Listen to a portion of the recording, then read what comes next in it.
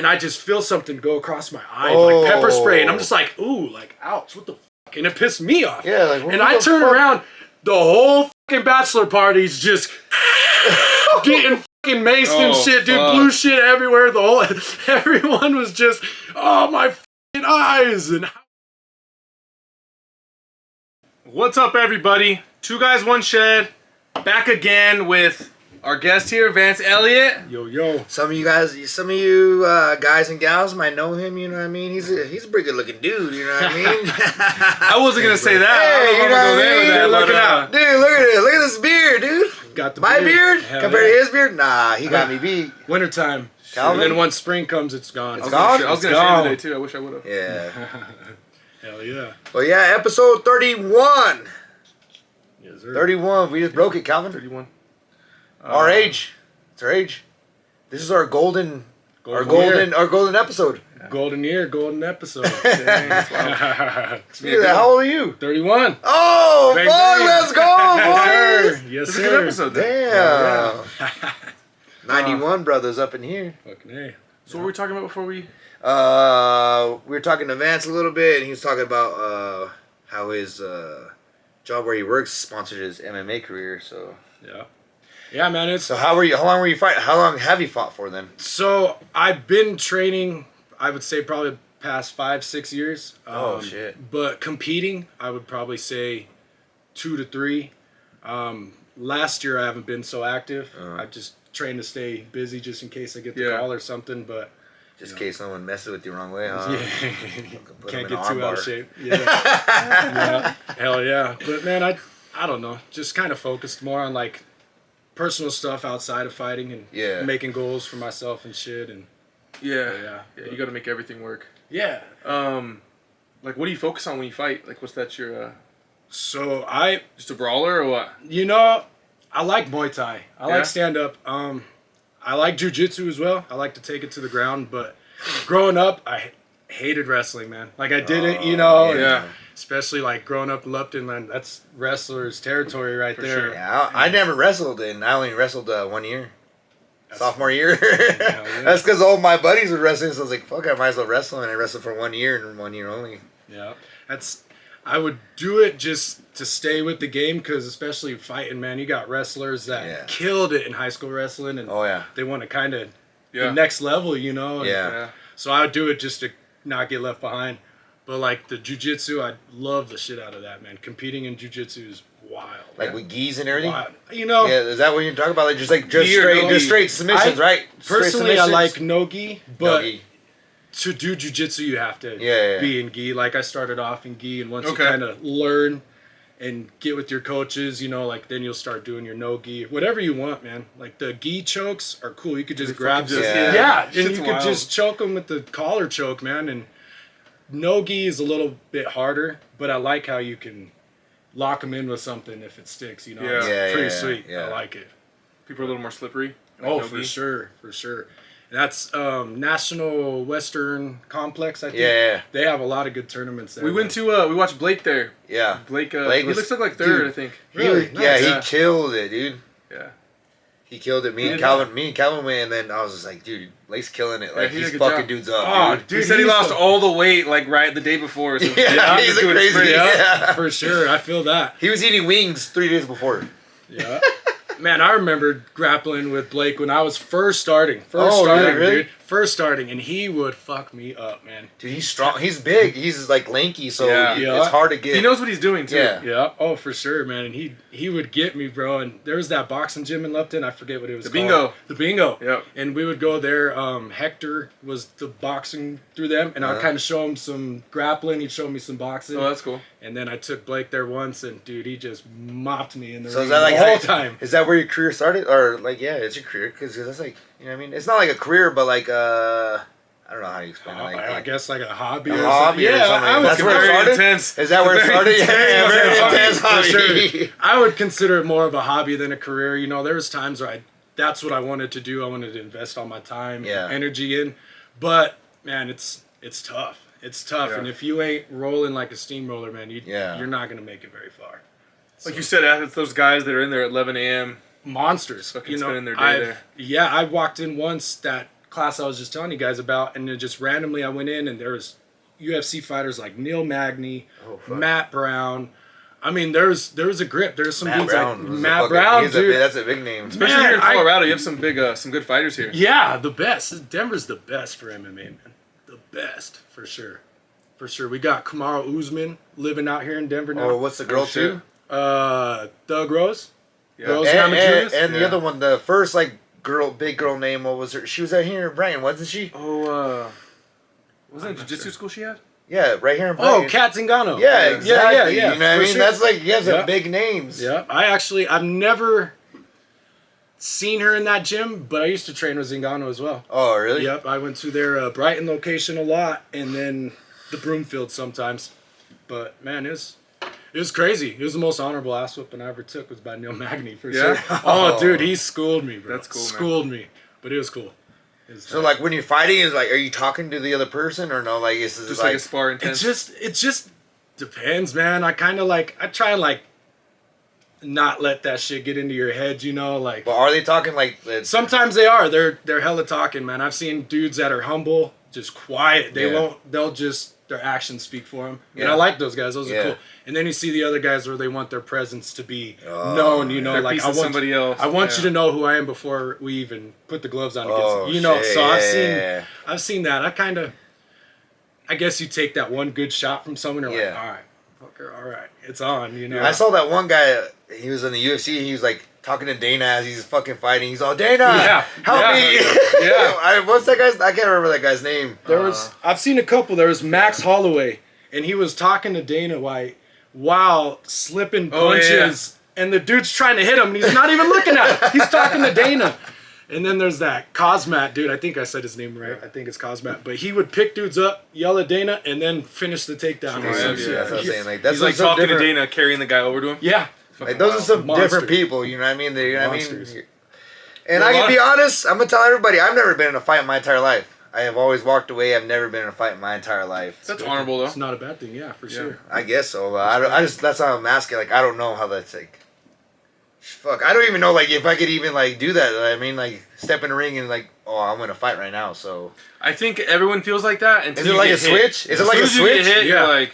I mean, it really is, like, man, you get the jitters, you know? Like, walk into the octagon, it's like, everyone's looking at you, but you're locked in, you know? It's pretty wild, man. Does it become real, like, once you get hit, or, like, once the ref just says... I feel like it's the moment, you know, your song comes on. Like, I've had times where, like, I picked a song that that sticks with you for fight camp. That helps you get everyone just listen on repeat. And I've had times where, like, that comes on and it's go time. Mm-hmm. Let's roll. And then I had times where they messed up the audio and it was a different song. Some song I didn't even know. Like, it was like, it's a hard knock life. And you're just kind of like, what the hell? But, so, like, you know. I mean, that's still coming out hard. For sure, dude. So, what do you come out to? I like, my last fight was over a year ago, and it was a loss, unfortunately. I've only got caught once. And it was on that one, man. And it was on a pay-per-view platform, dude. Like, I had family in town. Like, my uncle was battling cancer. He still is battling cancer. And, like, I got him a front row table. And just in your head, you play it, like, how it all plays out, you know. And I got caught, dude. And it just, it messed me up for a little bit, man. I'm not going to lie. That'd be hard, you know what I mean? Putting all your effort and everything, you know what I mean? Putting all this effort in and then something like that happens. That's put you out? Put me out. It wasn't, like, crazy, bro. It just turned the light off for a sec, you know. And he followed up, got a couple ground shots on me, and luckily the ref was good. Maybe I could have came back to my senses and got our thing, or it could have been a bloody battle. But I think the ref did his job, man. And like sometimes you see those guys like, oh, is this ref gonna call us? This guy's fucking, he's still like stumbling. For sure. But nah, man, that was a tough one to get through. That was tough, bro. I mean.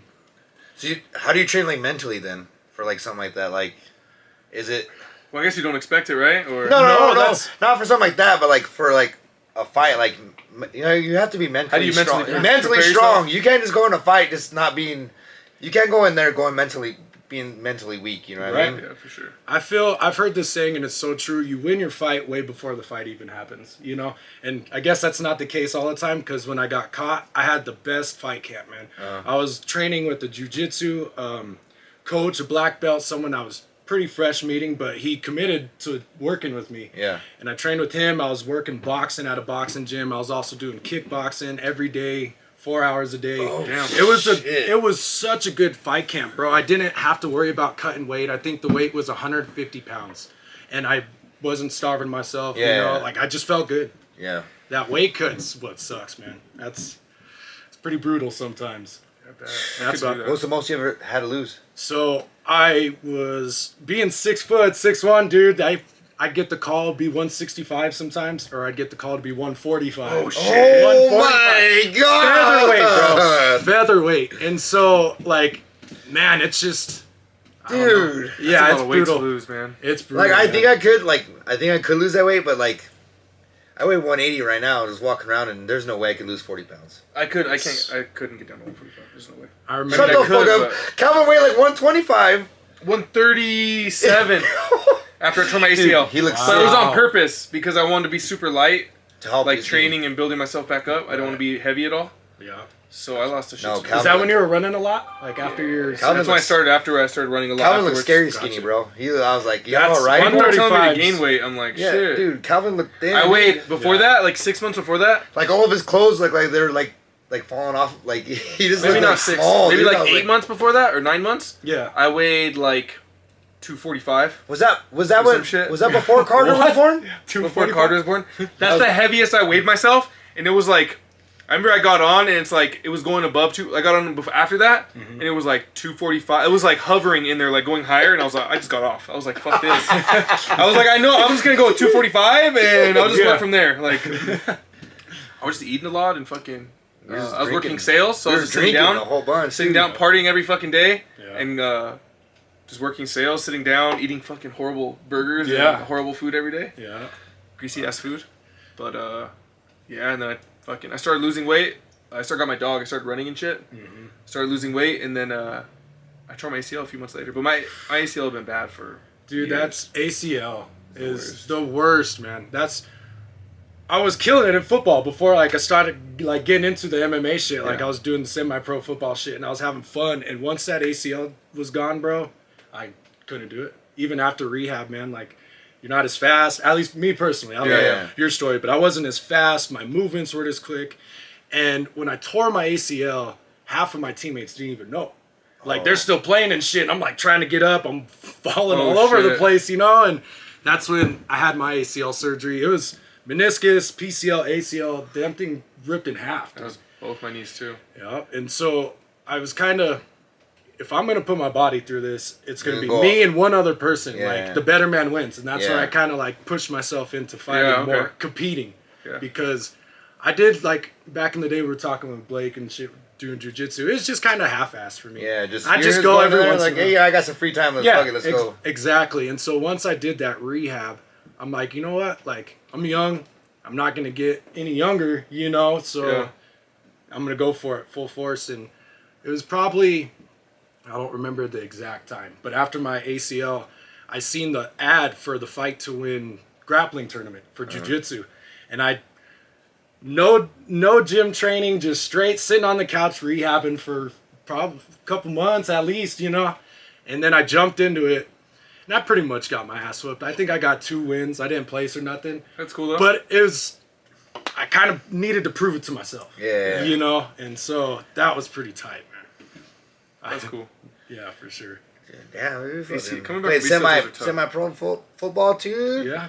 Was that right after high school, or did you take a little break after high school, or? So after high school, I started at the moving company. Actually, it was a little after high school. I had my son, and then I went to Metro State, and I was just doing the college thing, you know, trying to get on their basketball team. Yeah. And I'd go in there at lunchtime and shoot around, and a couple guys said they played for them, and I was trying, and it just wasn't going nowhere. I was able to like kind of play with them and while they're doing their practice. I got to play almost like an open gym, and I was seeing if there was like potential for a walk-on, and nothing really happened.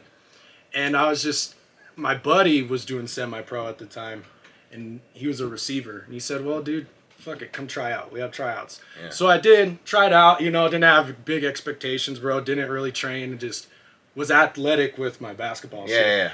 And I made the team with them, and I went from like a receiver cornerback role. And then that's when I started. We were stacked at receivers. We had some good ones, you know, that played college and just didn't go to the next level, but still wanted to play. Yeah. It's kind of like what semi-pros for, in my opinion. And I started doing corner, and I fucking loved playing corner, man. That's a hard position. It's a hard position, and you could get put on blast in front of everyone. You know? Sure. There was times where I got looking stupid, dude, for sure. I remember one game specifically, they tried to throw a Hail Mary on me. Oh, shit. And this dude was just, he didn't hide it well. That he was ready to go, you know? Like, sometimes you sit there with your guard up, ready to block. And that's what the first thing you have to be as a corner is you can read people. Yeah. If you read people, then you know. And I knew. You already know what's going to be a run or a pass. Yep. And I knew he was taking off. Just, he was twitching. His legs couldn't stay still. Like, he was gone. Yeah. And so we were, like, in a cover two. We had a little bit of space from each other. And I seen that, and as soon as they said hut, it could have backfired, dude. Like, if he would have just ran like a 10 and out, he would have burned it. But I knew he was going, dude, so I just took off with him, gone, and I got like a couple feet in front of him. Yeah. And his quarterback, I seen him bomb it and picked his ass off, dude. And if he would have got that, dude, the whole stadium would have just seen me. You know, so I got lucky on that one, luckily, but it don't always work out like that. Nah, don't. What do you enjoy the most? Basketball, MMA, or football? That's tough. If you had to pick. You know, I love MMA. If it's not like career like we were talking about, it's tough, man. And there's times I'd be injured and couldn't even take my son to the park, dude. You know, like just tough shit, that dude. Makes it harder on your life. Yeah, for sure, especially with moving, man. I'd get caught in arm bars. I remember one jiu-jitsu tournament I didn't know who he was, but he had a lot of buzz behind his name. Other people knew who he was. And I tapped him out. And so I was feeling pretty good. And my next match was just a small dude, didn't look intimidating, you know, like super long hippie hair, man. And we're grappling.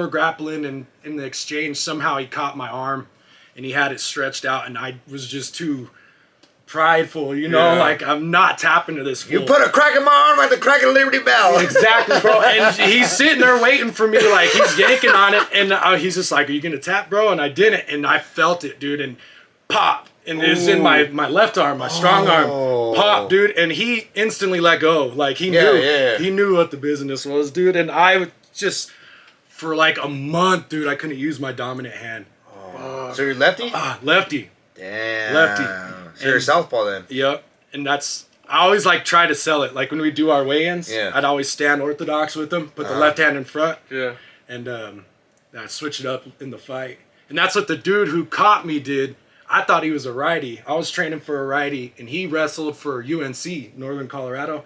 So I was kind of doing more wrestling. I thought it was going to be a wrestling match. Yeah. And he caught me, bro, but fuck, dude. What did he catch you with? He threw, what the fuck was it? It was like maybe a hook, maybe a straight. It was kind of a little bit of both. And I slipped out of it, and it just came right over my shoulder. Right on the jaw, just right on the money, dude. Right on the button. Yeah. And it turned the light off for a sec, and it was hard, dude. Like, I waited a couple weeks to watch the fight.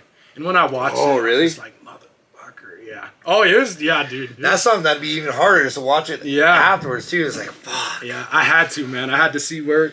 Because it was all so quick, dude. And what sucks is it was in the first round, too, bro. We're just getting the blood, or, the blood pumping, the sweat rolling. And it's, fuck, man. He got me, dude. So, it is what it is, bro. Yeah.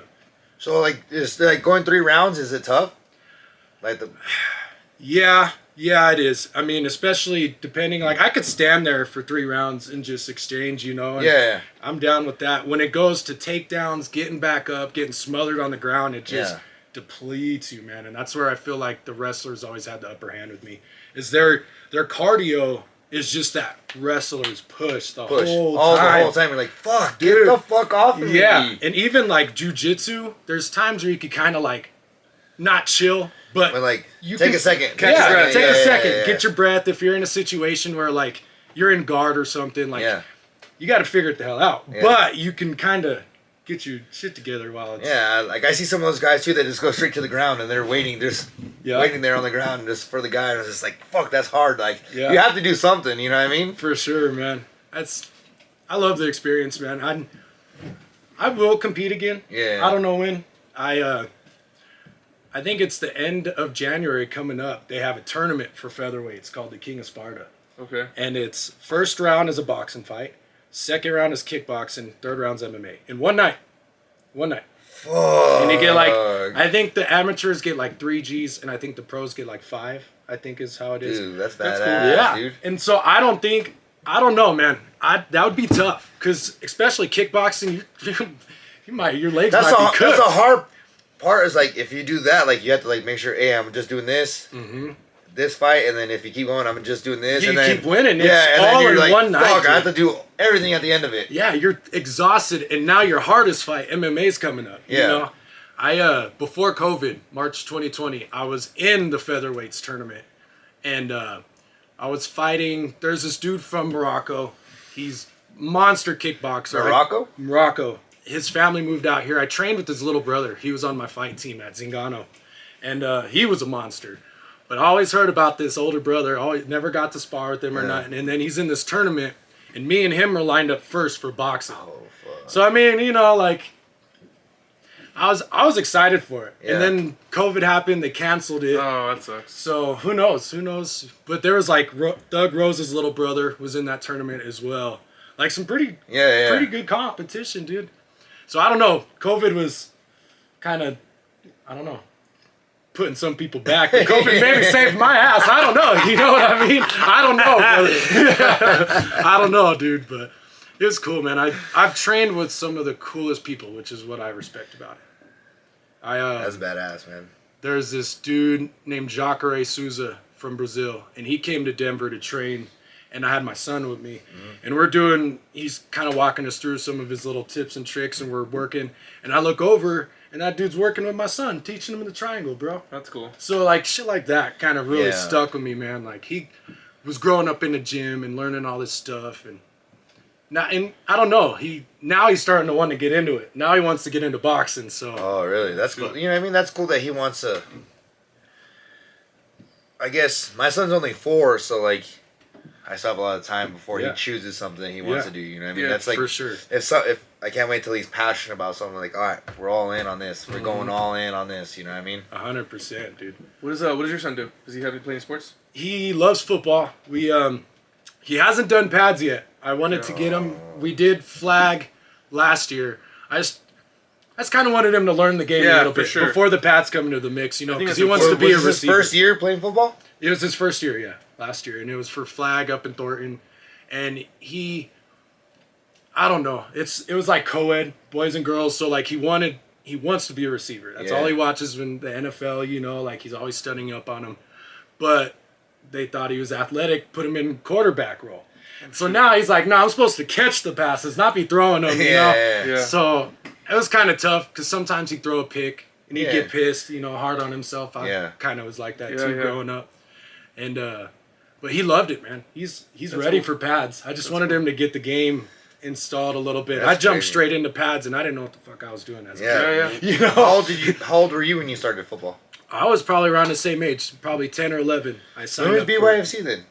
I feel like BYFC, we were like 8. I started when I was 9, BYFC.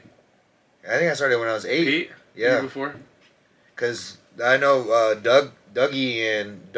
Doug's dad was the coach, Big Al. Yeah. And then my dad was always friends with Big Al, Yeah. so then that's how it kind of got in with BYFC. We talked to my doctor, Carter's not my doctor, but Carter's doctor, my son, and we talk about like playing. He was gonna play flag football. Yeah. And the doctor's like, not pads, right? And we're like, no, not pads. He's only 4. Mm-hmm. And the doctor's like, he's like, it's crazy to put a kid in pads before they're like 10 or 12. You know what I mean? Yeah. Before they like get a little older.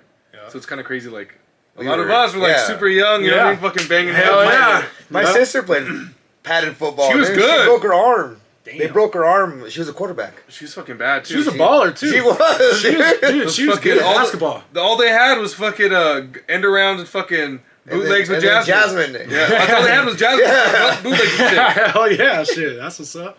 That is what's up, man. Yeah, she was good at basketball too. No, Yo, yeah, she's really good at basketball. Yeah, she'd run with the boys and fucking be the one scoring the most sometimes. Yeah, she's good, dude. You still hoop? Nah, dude. I horse only. Yeah, horse only. That's it, brother. For $20, that's what I say for basketball. That's all I got, bro. I can't run no more like that, dude. I can't jump like I used to. I feel like when we used to hoop and shit, like it was fun and we were super competitive, you know. But man, not no more, dude.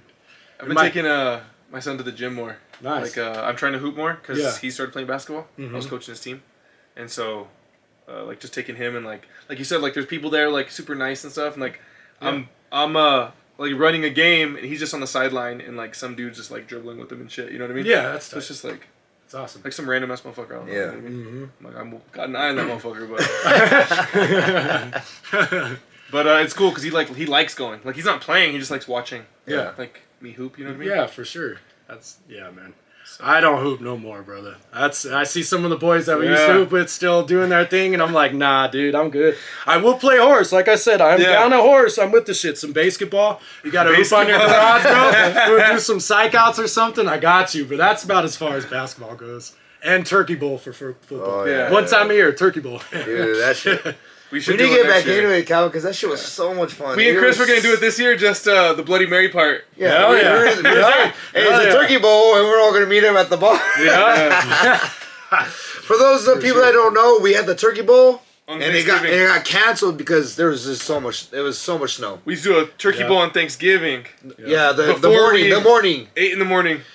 We started like at 9. By the time we got there. It was just there was too much snow. We had a few good years though. Yeah, we had good 3 years. 3 years. Yeah. The first year it snowed. Remember? Yeah, that was fun. First year it snowed. But we were still young, you know what I mean? And we were playing tackle still. Yeah, we didn't get it. First year we played in the snow tackle football. Yeah, that shit was fun though. It was, man. Well, we got canceled. Then we went over to the VFW was the only place that was open, and then we got some Bloody Marys and one thing leads to another. And, that was fun, dude. That was so much fun. That was so much fun. So we had those Bloody Marys. I had a few beers, and we were drinking Coors Lights. I think before we got there, right? Was it Coors Lights? Yeah. On the way there, which is only like 5 minutes, but we killed a few.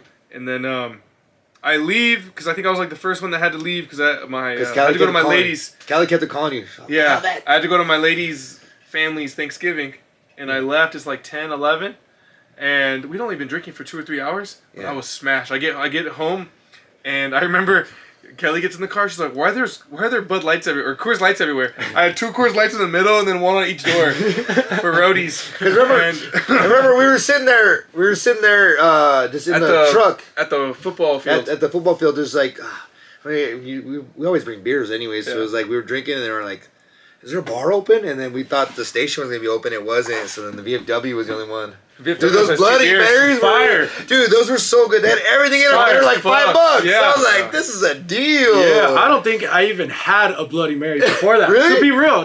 Honestly, that was like my first one. Yeah, me too. And it was bomb. It really set the bar high. So whenever I did order one after that, that was my expectation. You know, dude, for sure. They had that little garlic. They had the little onions. Remember the little onions, and they had cheese, bacon, pickle. Goddamn. All kinds of shit. But I get to my lady's house, and we leave to go to her family's. I change real quick, we leave, and I'm pretty fucked up. And we pull up, I pass out, and I'm like, yo, I can't get out. Like, I can't get out right now. Luckily, my son's asleep in the back. Mm-hmm. He's like 1 or 2. Yeah. He's passed out in his car seat, and I just pass out for a little bit, and I wake up, and I'm like, oh no. I open the door, run to the other side, and I just start chunking. I'm just chunking on the fucking side of the car. And their family, like, the window is, like, their kitchen's right there, so they're all eating, and the window's right there. It's open, and I like see them having dinner. I'm just chunking next to the car, and then finally I feel a little better. My son wakes up. I take him in, And then everyone's like, "How are you feeling?" Kelly told us that you're not feeling too well, and like they think I'm like just have like the stomach flu. Calvin got the brown bottle flu. They don't know I got the Bloody Mary flu. Is what I had. Bloody Marys fucked my belly up. Yeah. Oh, dude, that was a good ass time, dude. That was fun. that was so much fun, dude. You remember when we did that indoor flag league? Dude, that was. I didn't play with you guys. You didn't? No, it was me, you. I didn't get invited. Reese, Dicks. Tyler. Tyler. Dude, what? I Andrew. thought you were in that shit for sure. Nah, Calvin was all about basketball. I would have Gotcha. played. I love football. It was sick, dude. And like they would throw the ball. Williamson would throw the ball, and it could hit off the wall, and it was still playable. It was like, so we were it was doing like NFL Street, bro. It was NFL Street. It was like hockey and football, bro. Oh, it was so It's much fun, dude. It was That's cool. sick, dude. That was so tight. Super tight. That's when I was like at my fittest, dude. That was when I was like I was working out every day. In Westminster, they have like a 30 and up league. So it's like an older man league. Ooh, Older man basketball that's league. what I I'm liked. playing. Nice. Hell yeah. You guys bring beers? I want. I don't know. Basketball doesn't seem like a beer drinking sport. Like No. football, No. football, softball. You're running the whole time. I remember football. I'd have a fucking little J. I'd come out and I'd fucking start pumping on. Hell During yeah. the turkey bowl. Yeah. For sure. That's the semi-pro had my shit was pen. crazy, dude. People Was be it? smoking and fucking drinking in the locker room at halftime and shit, you know, like. What wasn't that USFL? That guy fucking grabbed a joint from somebody. There's one dude smoking a cigarette on the fucking sideline. USFL style. And they drink beers after games or shotgunning out in the locker room after games and shit. Dude, imagine how the NFL was back in the day. You see the pictures of guys drinking beer at halftime in the locker room, fucking smoking a cigarette. Yeah. Today, they showed somebody today, and they were saying he had a beer, but I think it was like a sparkling water. I don't know. It probably was sparkling water. I think it was a sparkling water. Because he was just sipping it, not a fuck given, you know? And everyone's like, are you kidding me? I think it was it looked like it had a twist off on the top. Or, but I couldn't really tell, but it could have been a beer. It could have been. Or what's his name? Like, It was green. He always took a couple shots of Henny. Marshawn Marshawn Before every Lynch, a game? couple shots of Henny before each game. Hell yeah. Yeesh. I've seen them with like NFL linemen or NBA players, but like linemen especially. I can't remember who it was. It's like a old school NFL lineman. He was saying he used to smoke 2 blunts before every game. Hell yeah. He'd smoke a blunt, take a shower, smoke another blunt, and then head to the game. And it's game time. Who used to smoke crack? Oh, LT! LT used to smoke crack! Yeah. That was cocaine, bro. He's doing lines in the fucking locker room. Yeah. Running, motherfucker. They're wondering why he's going so fucking nuts. Which brings me to my next point. Don't smoke crack. His eyes are always crazy in his fucking, like you see him lined up and his eyes are fucking big as shit. Oh shit, this motherfucker's coming for me. Oh, that's cool. Yeah. Imagine doing crack at halftime, you know what I mean? Crack at halftime. Woo! You know what I mean? Just Ready to getting roll. ready to go, Oh, boy. shit. Be like Superman out there. Hey, best That's lineman wild, ever. man. It's wild. Or you know, like the steroid baseball. Those guys were ginormous. Fucking Romanowski on fucking speed and shit. Oh yeah. Oh, yeah. Imagine that motherfucker. A big ass fucking linebacker on speed. Yeah. Who are those motherfuckers in the 90s doing Dead. steroids in the MLB? They're just ginormous. McGuire and Sosa. Dude, Yeah. their fucking forearms are like that big. Yeah. Have you seen how white Sammy Sosa is? Oh, yeah. Have you? He got bleach. He's turning into Michael Jackson. He's bro. whiter than you, Really? Vince. No, he's whiter than you. No, No this is way. no joke, dude. No way. He doesn't even look like Sammy Sosa. He looks like The first thing that came up was Sammy Sosa's skin. What? Look.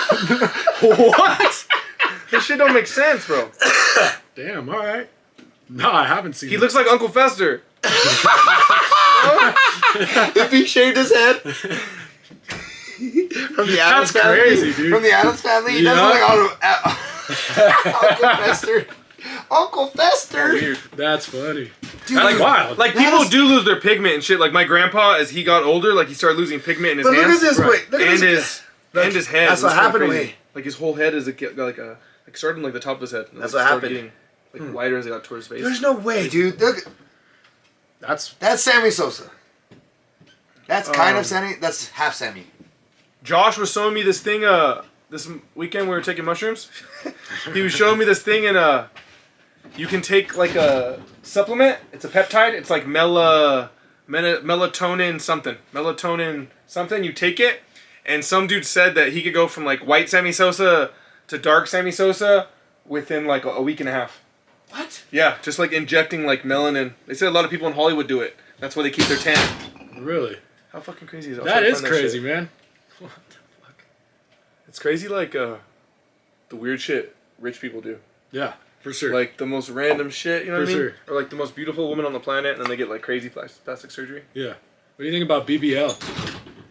I haven't touched one. I wanna... I've never touched one either. I never have. What? I mean, BBL. What do you think about that? I don't know, bro. I don't They look know a little either. weird. It does look a little weird. I mean, it's not ass, but... Have you guys touched fake boobs? Yeah. Yeah. Boobs are nice. I've never touched fake boobs either. It's all natural. Depends how they do them. I've touched some rocks before. Rocks? For sure. For sure. For sure. Feels like I'm touching the wood right here. You're like, God damn. God damn you, firm girl. Bitch made of birch. Birch ass bitch. I guess I'm not against it. I gotta squeeze it before I can completely judge. I think it looks good.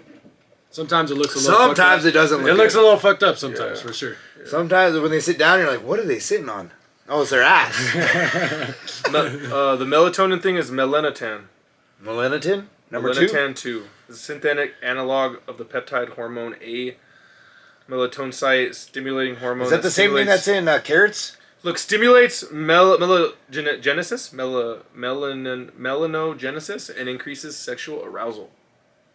She's broken around dark as shit with a boner. Just hot, hairy, hungry, Hell yeah. horny as fuck. Where they at? You know what I mean? Where they at?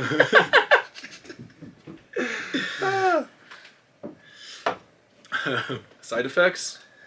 Dark skin? That's fucked up! They put that as a side effect! That's the first one, too. That's fucked up they put as a side effect. Moles? I guess it is a side effect though, right? Yeah. Make you darker. Moles, freckles. Moles, freckles, nausea, vomiting, loss of appetite, flushing of the face, involuntary stretching. What? And yawning? Involuntary stretching and yawning? Spontaneous erections. Nice. Nice. Like, oh. All right. I already get those. I already have Yeah, I still get those. I might have 2 melatonin, 10, and me. Hell yeah. That's crazy, man. That's crazy. I haven't seen that picture of Sammy Sosa, man. That's wild. That's wild. nuts. That's wild. Don't even... Dude, Sammy Sosa looks like, he doesn't look like Sammy. He looks like, Sonny. nah, like Sonny Sosa. Sammy Sosa. Yeah. Oh, shit. That's funny. Poor guy. Best show ever. He probably got made fun of for being too dark, and now he's getting Someone made just fun said of. best show ever. Thank you. Why? Right? Cal, someone just said best show ever. Gang, bro. That was me. Just kidding. Hell yeah. Yeah, see, that's how it works. This is how it works, man. It's like this. We just have a good time. We just talk about random shit. Chris I like does his it. halftime how to. Oh, you know what? Fucking Coach Prime? Ooh. Coach Prime, dude. We should have bought season tickets before. No doubt. No yeah, doubt, man. But they're selling for crazy right now. Oh, Yeah. they went Oh, up like fuck. 35% or something like that. I believe it, for sure. You think he'll turn it around? I hope so, dude. 'Cause I hope so, man. Like, Colorado has this bad luck of putting all this money into people, and then guess what? I know. Yeah. Russ got that bag, and Fuck, Yeah. dude. nice chilling. Nice chilling. Dude, they should never They should have never paid for the extension. They should have said, once you perform, then 1 year. Paid. That's all it is. Yeah. 1 year. Yeah. I don't, Peyton Manning had his rough first year. It wasn't that rough though. It wasn't as Not rough this as bad. his. Yeah, you're right. Not as bad as No. You're right. he had a better line though. 100%. He had a way better line. Yeah, Fucking Ripon was running for his life in the first half. Oh, Oh yeah. my gosh. Ripping. Yeah. Ripon? Ripping. Ripping. Let her rip. Ripon? He doesn't know how to fucking pronounce his name because that fucking looks like Ripon. Ripen. He's ripen. He's ripe. He's ripping it? Yeah, he's getting crushed today. Dude, he was. Fuck. JJ Watts is nothing Dude, nice. Jerry Judy. Dude. He's the future. We're probably gonna trade something. If he could stay healthy. All I know is every Broncos game I watch, Russ hits his drop back, and as soon as he hits this, he's dodging immediately. He's Yeah, like, "Fuck, where do I get? sure. How do I get out of here?" Yeah. Yeah, I don't know if it's just like the beginning of like everything. You know what I mean? Just new coach, new quarterback, new everything. Like new owners. Like we have. Yeah, that's true. Yeah. It's very hard. I think Russ needs a line before you really judge him. Yeah. You know what I mean? It's his first year in the system too, and even the Hackett was saying how like him and Russ have been kind of like trying to figure out each other and which like plays each other likes. Yeah. Right. So it's like you're still doing that, and it's fucking halfway through the season. I heard some rumor Oh, shit. that Belichick doesn't have a contract next year, Oh. and maybe Belichick might go to the Broncos. That'd be tight. I want to hold my breath, but that'd be tight. If not, then where? He stayed there. You think he's staying? You stay? Yeah, I'll probably stay at the pass. It's too dangerous to leave. Like at his age, you know what I mean? He's like 71, 72. He leaves. He's that old? There's no way he's that old. Yeah, he is. And You're if he, a fucking liar. Imagine, but if you he leave, looks good for 70. He must hang out with what's the name? I guess the handies. 70. Not Watson. Bill Belichick's 70. The owner. Kraft. Yeah. Him and Kraft might be going on. Dude, I want to pull up where Kraft got a handy because that is the most sketchy neighborhood. Like, hey, it's just some random town center. I started a new job, everybody, but the guy told me there's a place where you can find where you get handies at fucking. Where the fuck you working? There's an app where you can find where all the handy places, the massage places. Oh, really? Handies, yeah. Yeah. Let's look him up. I've heard of Kraft a couple. owns it. Yeah? He owns it. He's the owner of the app. Yeah. I've never been there. I've never been to Rome. Neither. I don't know, that'd be kind of weird. Like, I don't judge. all, okay, roll over and My luck when I go is when the freaking DEA or whatever comes banging down the door. Yeah. Robert Just Kraft snatch me off. Yeah. Just snatch me off the table for So yeah. But nah, man, I think Prime will be good for us, and if the wave that he's creating, I feel like he's gonna bring some solid talent. A lot of people are mad at him because they were saying during his when he showed up, his introduction speech, that he's saying they're out, you guys are out. No, but it wasn't like that. He was just saying, if you ain't gonna want to be a part of this, then get in the portal. Exactly. And if you don't want to be a part of this, get in the portal. Then, and if you want to be, you better be good enough. He's saying, be good enough. We got people who want to be here who are coming. Yeah. I think they'll be better just because talent-wise, like it's Deion Sanders, you know what I mean? Like he's going into a recruiting room, and he had the #1 receiver go to Jackson State, the #1 recruit. His son's coming over. Son's quarterback. coming over. Yeah. Oh, really? Yeah. That's what I heard. And there's a running back from Alabama that wants to come over too. We have.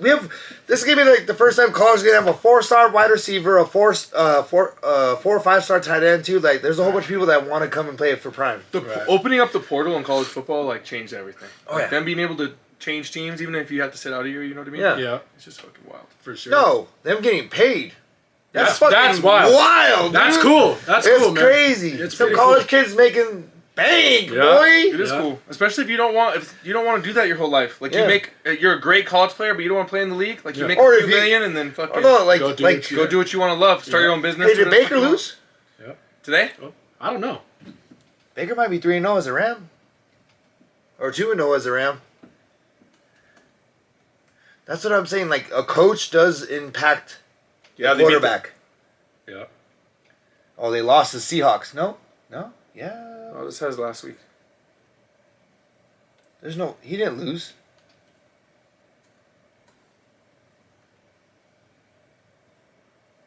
They haven't played yet. They played the Raiders last week. That's when Baker beat them. Yeah. Do you do any gambling? You know, I do like playing poker, bro. Like, like sports betting. I do, not with football, bro. I MMA. Oh, UFC. Yeah, shit. I kill it. Yeah, kill it. Yeah, kill it. Send it over, bro. All right, we kill it together. Yeah, for sure. I don't really do the pay-per-views. Yeah. Because there's so many people gambling on them. I do the fight nights. Yeah. That don't have as much recognition and shit. Did you do this past one? I didn't. I haven't done it the past couple of events, but when I have done, I've done pretty well. Did you watch the fight last night? The fights? I seen a couple of them. Yeah. I didn't watch them. I normally watch them, but there was I feel like I was hearing about a bunch of fucking finishes. So yeah, I seen the Drew Dober and what's his name, something Green. Yeah. So, but yeah, that was a pretty good one. I didn't see the main event. That Sean Strickland. You heard of him? He's a funny motherfucker. Yeah, he is. He's always talking shit. He is, dude. He lost. Yeah, he lost, and he throws fucking punches too. He has fucking knockout power. Crazy. Yeah, for sure. He's a tough dude. He has just that fighter's mentality, bro. Like he's the one that just is just down to just chin down and swing. Say, hey, if you want to get in the middle, let's just do it and then make a real fight out of it. Well, he was walking down fucking Pereira. Yeah. Man, that shit's crazy. Like, Pereira has crazy knockout power, and he's fucking walking. Crazy. He's the one walking him down. Yeah. It's like fucking nuts. It didn't last very long. Yeah. For sure, man. Yeah. And the style he has, too, he fights with his hands down, kind of. Like, it's fucking weird. Yeah, weird. For sure. I agree. I feel like that's something too. Like some fighters fight with their hands down. Like I don't want to say I've tried that, but I've like tried some of their approaches, like, you know, like their fight styles. Like he likes to throw his jab from his like waist, throw it up, you know. Yeah. I mean, I don't know. You're just asking for trouble, especially if you like to back up with your chin up. You know, you're donezo. Yeah. How the fuck do you back up with your chin down? That's like for sure. You have to train for that. Like, I mean, for sure. That's in like circling out and shit. Like I was always told you go straight back, you're gonna get your ass beat. You know? Yeah. You have to move one way or the other. You don't go straight back. I've watched fights of me in the moment where I caught myself kind of going back. You know, I don't know if it was to evade a punch or if it was to kind of create my distance. But I can't say I don't do it because I've personally seen me in videos do it. But I try not to. I tell myself not to, you know. But but when you get hit, it's different, right? Oh, for sure. You get hit, you fucking try and get out of there. Bombarded, man. How many fights you been in, Cal? I don't know. What's your record? I got cracked upside the head with that rock that one time. A rock? Yeah. My 21st birthday, I think. When the fuck was this? I don't know about this. You guys left. And You I guys? was looking for like fucking spam. That night we went to Beta. I Good turned old 21. We got kicked out because I got too faded. And I was turned 21. We were getting a bunch of drinks, and I was sitting. I had to throw up or something, and Chris took me downstairs at Beta to the bathroom, and me and Chris I think we're in the same stall, and I'm throwing up, and then Chris gets out, like the security's coming or something. And I'm like, I'm taking a shit. Oh, I remember and he's like knocking. He's like, open it up. I'm like, I'm pooping. And then he opens and I sit down on the toilet and I'm like, what the fuck, bro? And he's like, get out of here. And he pulls me out of the stall. And then they kick me and Chris out. Chris, because he's with me. And then, I don't know. I don't really remember. We got home and then somebody left, so I went to go find him. And then these dudes were running their mouth like in a car. And I was way too faded and way too young to just like let something slip. Yeah. And they were saying something. They were like talking shit to me, and I'm in that guy like in the car. I'm like, fuck these guys. And I run up on him and hit the dude in the window. Bang, bang! And I pop the dude in the backseat. Boom! Yes, sir. And then they even start running their mouth. I cross the street. I'm talking shit to them. They pull over. There's 3 of them. Yeah. And they come out and it's just me. And I'm fucked up. I remember I'm like this, and the dude hits me, and I wake up. I'm like, oh shit! I gotta sober up now. You know what I mean? Yeah. And I think I hit him. I'm like fighting one guy. One guy's not fighting. And I'm like tagging this dude up. And then I just get smacked by the other guy. Boom! With the fucking rock right here. I get hit right here. I think I hit one. It's because I'm like fighting 2 guys. I hit one guy. And I think I hit the other guy. And then something happens. I'm like squabbling. And I fucking just get smacked. Boom! I have this scar right here. On my fucking eyebrow. I had like 9 stitches. But I didn't go until the next morning. They're like, if you would have waited. Like if this was any other place on your body, we wouldn't stitch this up. Like, we would not stitch this up if it was, like, your leg or anything else. It's been too long. But, like, they did it because it was my fucking face. So, like, if we don't, you're going to look like fucking...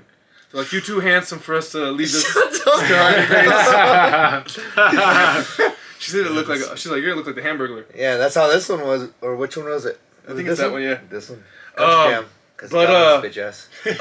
I got hit, and I remember getting hit and, like, dropping down, and I remember, like, touching my hand touching the ground, and I'm like, I gotta get the fuck out of here. And I just bounced. I'm running through like the Cherry Peak Mall, and you just 3-point stance and just fucking ran. And I pull my phone out because I'm gonna call my mom to come get me, and I pull my phone out and I'm just dripping blood on my phone, and I'm like, oh fuck, I'm fucked up. Damn. But I remember them just talking shit, and I thought they were coming after me. I remember I'm on the phone with my mom like, oh, they're fucking after me, and I like stopped, and my mom was all fucking panicking on the phone. Mom, come get me! Come get me! That was the worst. That's the only time I really been. You ever been in like a street fight? I've been in a couple, bro. I've been in a couple, like, man. Like, I've never been in one. Like, I'm always just like, I'm good. Like, you know what I mean? It's not worth it for me. You know, I since training and like competing and fighting, I haven't. I'm very fortunate that I didn't run into any of the motherfuckers that I've trained or fought after. Because, dude, I would have probably got my ass beat. You know, like, you're early 20s, you're drunk, you're downtown, someone says something to you, you're, you know, and at the time, I thought, like, you know, like, getting the downtown. I got his ass. Yeah, I trained for this shit, dude. Boy.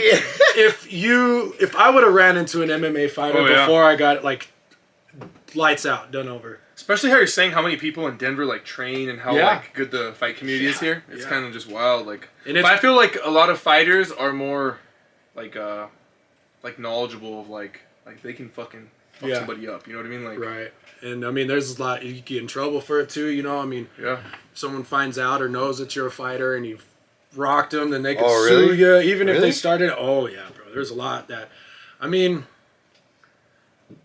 I've seen videos of like fighters, kind of like, telling the drunk dude to get the fuck away, and they won't, and they just give him a clean shot, put him out, and they still fight their court battles for it, Oh, fuck. So, like, I don't want to. They just, they say with you training, you got to know more. And it's kind of like having CDL. You're if you get in an accident, it doesn't even matter if you've been drinking or not, you still are held accountable because you're a professional trained driver. Exactly. I agree. And that's, man, you really get in big trouble. They say you should be able to walk away from it and de-escalate the situation because you're trained to, you're trained to. Yeah.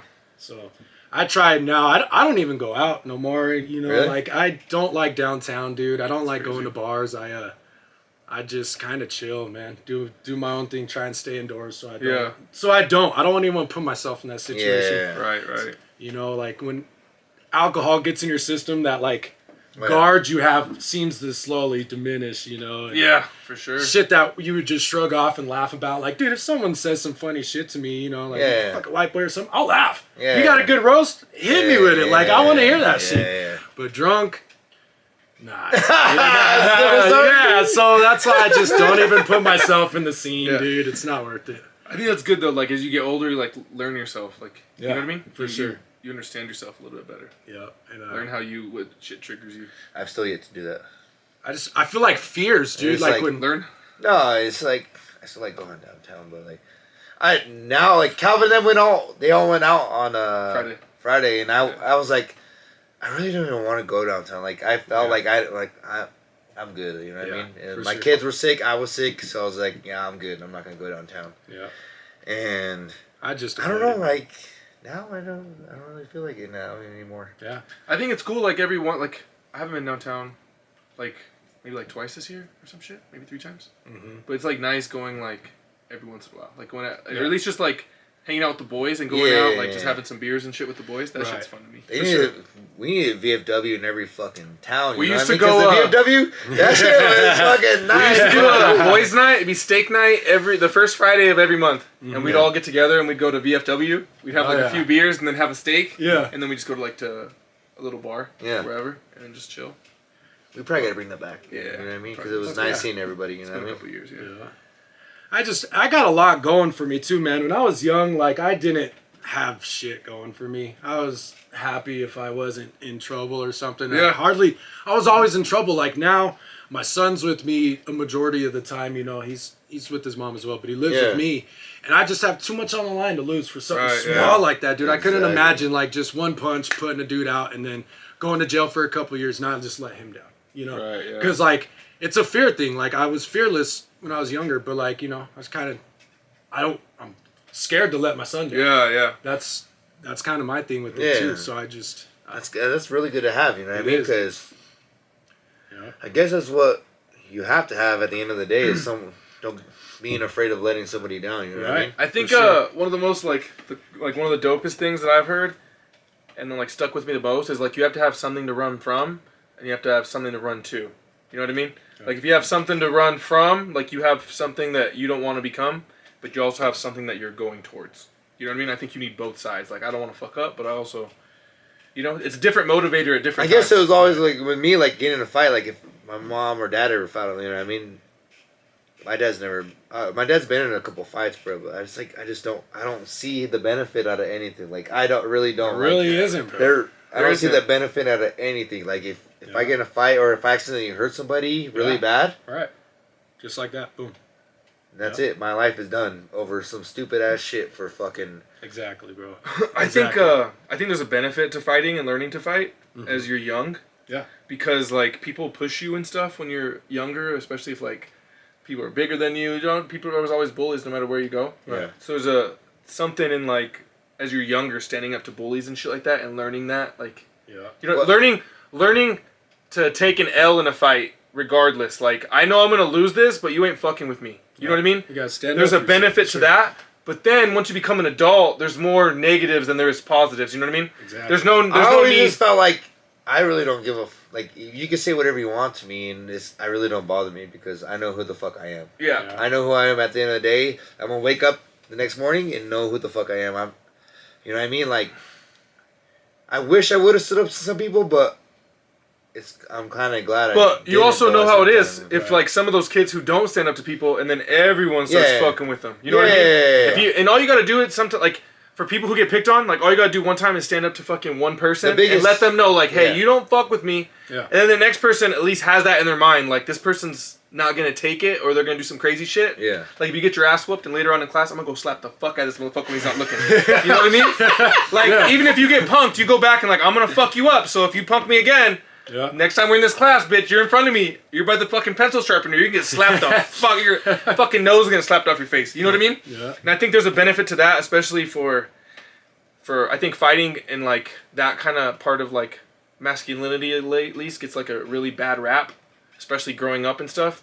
Right. Because your teachers are always like women and stuff for the most part. Mm-hmm. And I just think that there is a case to like standing up for yourself, at least when you're younger, because these are people you're probably gonna be with the next like few years. You know. Yeah. It's different when you're older, like some guy at the bar, you're never gonna see him again. Just walk away is the best option. You know what I mean? Yeah. Or someone fucking with you on the street, just leave it. Yeah. But if it's someone you're gonna see all the time, like I do definitely see, even as an adult, if you're gonna someone's fucking with you every day, you don't have to fight them, but you know, you let them know like, hey, that shit don't slide. For sure. That's my son. He had a kid that was karate chopping him, and they all sit on the ground. This was a couple years ago. He was probably in like 2nd, 3rd grade, and kid kept karate chopping him and shit, and he's like, hey man, stop, you know, and he fucking want to do it. My son just threw a kick and kick right there into his bink, and ribs. Got sent to the detention, bro. I had to go in and pick him up, dude, and it was like a Tuesday or Wednesday, and I used to have sparring on Mondays, and I had a gash right in the middle of my forehead, dude, a gnarly gash, and I go pick him up, and the principal just looks at me like, alright. It makes a little more sense. And so, but he hasn't had no issues like that. But I mean, just like that, you know, like, that's why I kind of liked him growing up in the gym. Yeah. That way. That's how you know your dad's a fighter when you throw a fucking leg kick. Yeah, that's what I thought it was funny too when the principal told me over the phone. He's like, yeah, and he kicked him in the side. Fucking body kick. Bam, bitch. Yeah. I thought that was funny. The only person I've ever seen throw a fucking kick in a fight is Blake. Like just fucking, boom, bitch, what's up? Blake's his big ass, his big ass, his long, that's some distance control right there. Run up on him, bam, bitch, stay back. He has some sharp ass shin bones too. You're right, yeah, for sure, man. I never seen him fight, but I heard a couple cool stories. Andre too. Andre was fucking. He was big too. I've seen Blake in a brawl before, and Blake and somebody else fighting, and I just have a fucking euro, and I'm just like chilling. I'm just like, there's no reason to fight. You know what I mean? Like, like we were saying, like sometimes there's no reason. I don't even have no reason to get involved in that. Like it's 2-on-2. Like I'm not gonna fucking go jump in. Yeah. Just eat my euro. And then as soon as I hear the sirens, let's go, boys. We got the fuck out of here. Round up. That's funny, man. For sure. Hit me with the Modelo, Chris. Oh fuck! What are we about? You know what I mean? It's about that time. It's been a while. Haven't done one, and Dude, it's been a long time. It's been a very long time. But I'm gonna get ready real quick. Give me 2 seconds. We'll get ready, and then. All right. I was gonna do a clip of just all the times you say halftime how to. Ooh, that'd just be like a TikTok, just halftime how to, halftime how to. Hell yeah.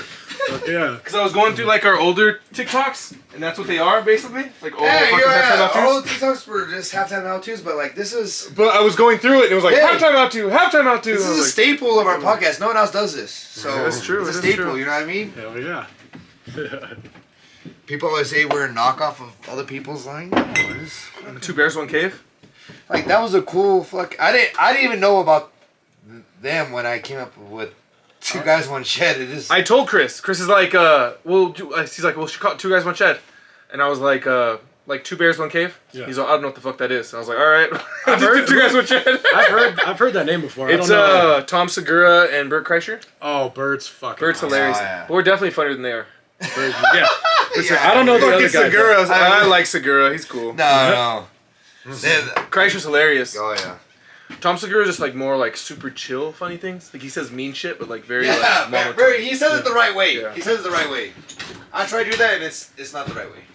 I just come off really mean. I feel like a while back I heard you say something about you trying stand-up comedy. Mm-hmm. Do you? Tell me about this. I've been slacking lately. Tell me about this. Just that's fucking awesome. Just like doing open mics and shit. Do you do it? Where do you do it? Comedy Works? I've been to Comedy Works. Yeah, I haven't got enough. That's like nerve-wracking, bro. That's where a lot of people like get their start, their come up. Yeah, Comedy Works is like 3-minute sets. Okay. But it's like you basically have to sign up, and like it's like basically like 6 weeks before you finally get up because the list is so long. Makes sense, especially. But I'm gonna sign up to start the year. Dude, I would like to go support, dude. Good luck. Go check that shit out. I've never been. If it doesn't invite me to come and win. I mean, it's probably a little nerve-wracking, right? You want to get those ones out the way and then bring your peeps. I'm a good laugher, though. But you if know I was like, like, get the people going, you know what I mean? Like when I go to like Comedy Works, like a bigger kind of show or like a competition, like I'm down for like to tell people about it and like people to come and shit. But like open mics, it's just me working on jokes I've never said before. Seeing if it works. Or like something I told Chris and he fucking laughed and I'm like, let me fucking make this more. You know what I mean? Write this down a little. Yeah, for sure. So it's like it's just new material. I've been slacking lately. I haven't been going up as much as I should, but it's fun, dude. Like you said before a fight, you get those fucking butterflies. Yeah, I bet, like, dude. I'm like nervous. I'm walking up. It feels like that Tyson thing where he's like, I'm such a bitch. Like I'm a fucking bitch. I can't do this. And then you get up there, like I'm God. Like I can take this. I think. So, like I get up there and I get the mic and I'm like nervous and I tell a joke and then they laugh and I'm like, all right. Oh my God. Yeah. And then it's like they don't laugh at one and I'm like, fuck. I think that's the hardest thing. That would be the worst. Trying to make someone laugh and there's just a whole crowd and it's like, God damn it! I thought that was good. I thought this shit was funny, motherfuckers. Well, a lot of them too are like, I go up like super late, so it's like 9 people, 11 people, 15 people in the crowd. You know what I mean? Yeah. Who are all faded and don't give a fuck what I'm saying. They're all getting drunk and taking shots and like talking to their friends and shit. Right. So like you have to like cut between all that shit and like when it's like super late like that, like you have to be really funny. For people like the whole bar to laugh. Yeah, but when you do though, when it's nobody in there and then you get everyone's attention, everyone's laughing, that's like I can do this shit. You know what I mean? That's when you feel like I'm like you feel more legit a little bit. That's awesome, man. That's on my bucket list, bro. Yeah? I don't have material. I've been watching, like, I like that On the Spot. Have you heard about that shit by Jeremiah Watkins? On the Spot comedy? I don't think so. Dude, these fuckers go up with nothing. And they just get their recommendations from the fucking people. People will say crazy shit. Dude, like, people go up and they try to do, like, crowd work. Yeah, crowd work. And they start talking to the crowd or, like, they just start doing random jokes and it just doesn't go anywhere. Have you seen that white boy? And they don't have anything prepared and there's no one's laughing. Like, they have nothing and shit's hard to watch. You seen that white boy that does that? He has like really nice teeth. You've seen him on TikTok. He's fucking funny though. He does that all the time, dude. Like I don't know. He's like talks about Josh Wolfson? I don't fucking know. He's good. There's that Trevor Wallace? Trevor Wallace, dude. That guy is fucking... He's funny, dude. Oh yeah, Trevor Wallace. Yeah. That's a funny fucker. The bang guy. Alright. Halftime out 2. Here we go. Christmas special. We're making Dr. Pepper drinks. So everyone take a good gulp. Probably about like right there out of Coronas. Coronas are nasty. I hate Coronas. Hands down. Worst beer in the world. Don't mind them. Take a drink. Add a Corona. Then we add... let's see. Measure here. About 2 ounces of Di Serono. You need to turn it a little bit towards me. Just. No, that's good, bro. What are we in? That's good. How many minutes are we in? Oh shit. Just keep working, Chris. We're at 123. Okay. 124. Good. So then we add about 2 ounces of Di Serono. Remember when your mom bought us Di Serono to go into the club, Calvin? Did she? Yes, she did. She bought us a bottle just like that this. That when you turned 22? No. We weren't 21 yet, Calvin. Really? Yes. No, that was because my mom. She I never promise you. Mom never would buy No, we were probably 21. You're right. Or maybe I was 20. Maybe at 20. Yeah, it was at 20. Because we went to whatchamacallit. She brought my brother fucking beer. I was like, what the fuck is this, Mom? He's like 19, 20. I'm like, this is some bullshit. I never got fucking any liquor out of her. I remember going to a party in 8th grade, and I get picked up by someone, and then we go to his mom goes to the liquor store. I'm like, what the fuck's going on? His mom throws like 2 cases of fucking Bud Light in the back and takes us to the party. We go out and we grab them. I'm like, what the fuck is going on? Vance, can you believe I never drank during high school? Drank one time. Really? One time during high school. Calling Cap. Hands down, ask Calvin. Calvin used to party more with my sister than me. I made a beer pong table. Wow. I didn't even play on. We made a beer pong table in my basement. It was like 2 sheets of like fucking drywall, commercial drywall, and Chris like drew a big ass like 303 sign on it. And then I put a logo in the center. It was fucking sick as fuck, dude. Never played. Never played on it. His sister would come and play all the time. You know? See? That's crazy, bro. That's good. You know what I mean? Dude, we should play ruthless with your sister, bro. If the ball was off the table, it was like football. Like anything else. Oh, yeah. Gals would be fucking chasing after it, like fucking hitting people and shit. I remember that rule. She used to get in the brawls. Damn. Alright, here it is. Did you put some of mine? Yeah, I got you. Right on. You want to put a little bit more? So what's the point of this? It's supposed to be Dr. Pepper. Oh, okay. You guys like Dr. Pepper? 23 flavors? 23 flavors. Let's put a little bit in yours, Kyle. That's good, I think. Oh, yeah. Alright. Here we go. Do the spin one, Chris. I'll do it. You got any good cheers, Vance? Ooh, yeah. You have a cheers? You have a cheers you always do, or like... No? I don't, bro. No? Teach me a good one. You look like a salud kind of guy. Just salud! Salud. Yeah, with we can do that. Corona. We can do that. Yeah. Or we can do, Go ahead, you got one. Go for it. I think I said it before, but I was way too drunk to say it the right way, so... Hell yeah. If I was a duck... Oh, no, I got you. Now, see, every time. If beer was water, I wish I was a duck. Because I swim to the bottom and drink my way up. But beer ain't water, and I ain't a duck. So let's take this drink and let's get fucked up. Oh, that was way better than last time. Yeah, last time it was way worse.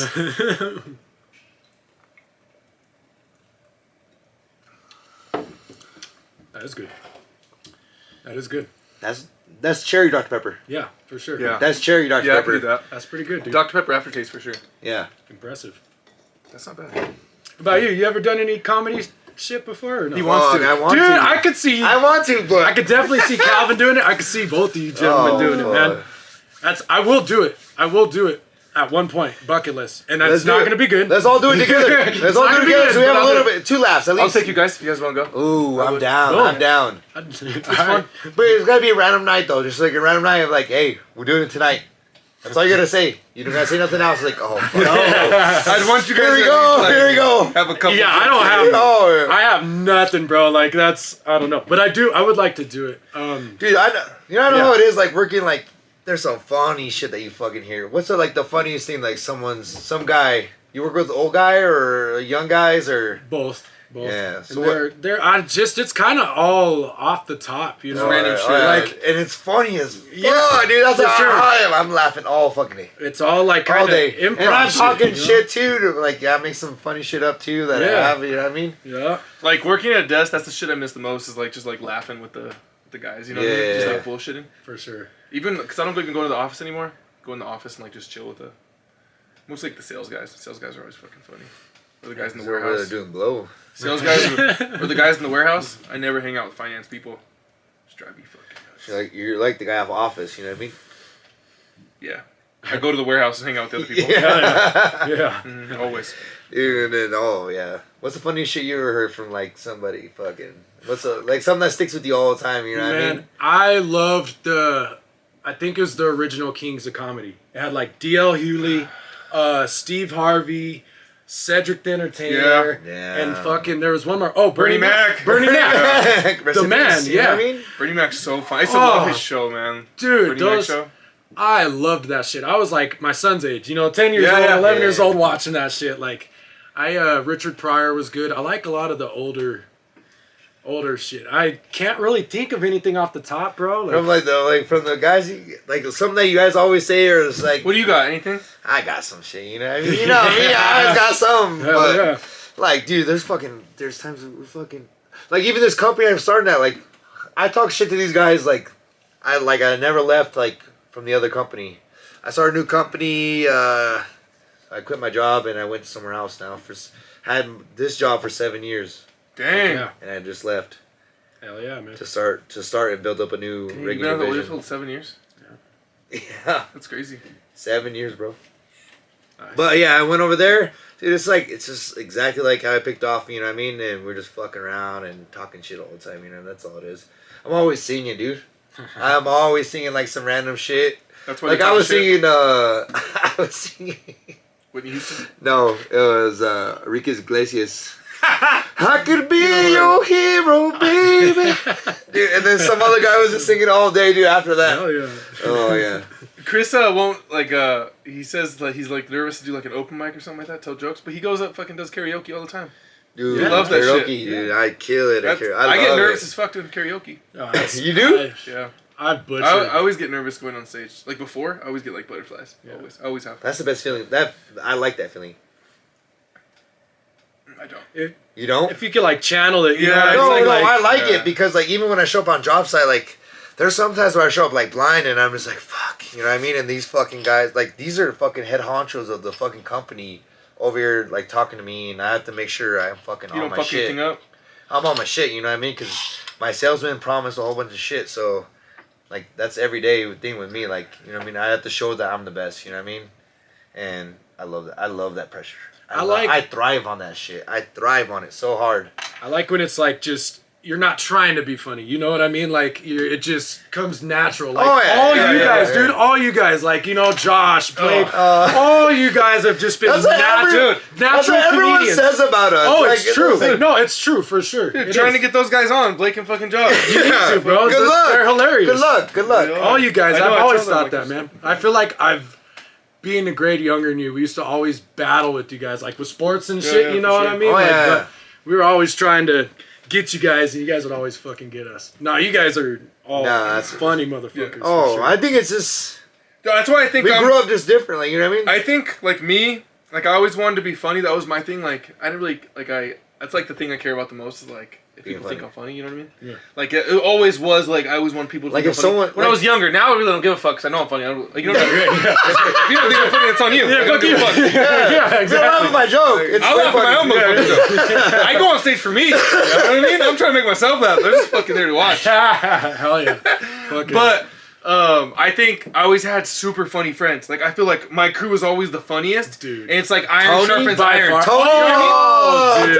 Tony is shout out Tony, bro. T-Bone, dude. Like my two best friends in high school are like Tony and Josh. You know what I mean? It's like, this is like, you're gonna become funny just hanging out with those guys. For sure. 100%. So it's like, you go off of those guys, and then other funny people I used to hang out with, like Dale. Dale's fucking funny as shit. Dale was funny as fuck, too. I never really hung out with Dale too much. Oh, dude, Dale was fucking funny. Being in a class with him and Tony, oh my god. The teachers just go fucking like go insane just being with them too.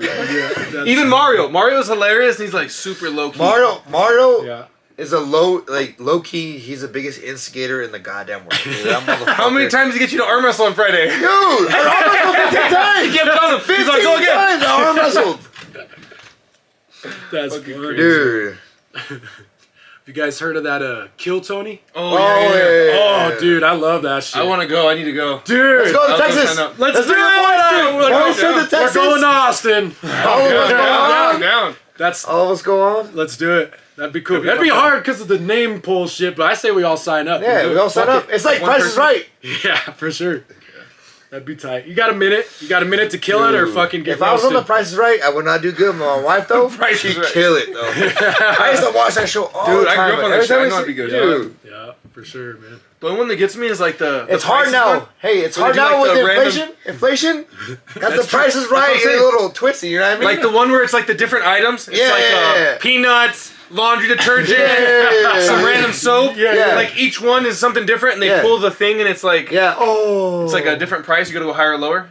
You're going for Blinko, huh? Blinko. They had it at Carter's school. Had like a little carnival night. And so like they had a bunch of like those little games and shit. It was pretty cool. Like you just go and like they had Plinko and like some other shit where you like throw it at the. Maybe we should do a Price is Right episode. That'd be tight. Inflation edition.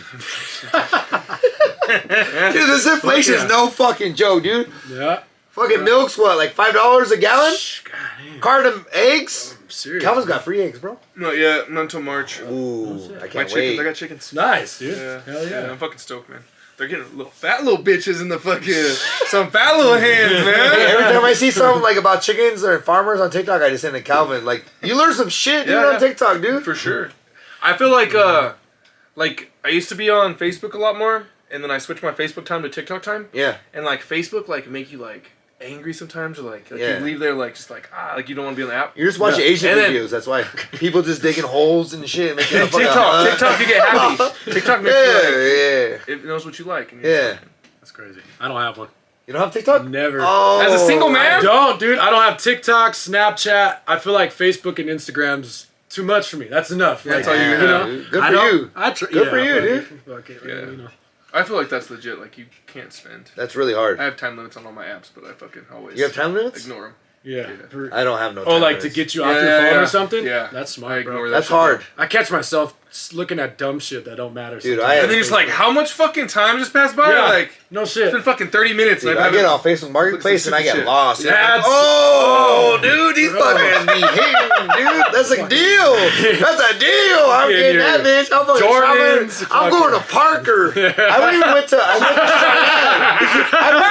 Cheyenne, Wyoming. I went to Cheyenne, Wyoming. Really? Yeah, what? To go pick up my trigger. Hell yeah, dude. How much?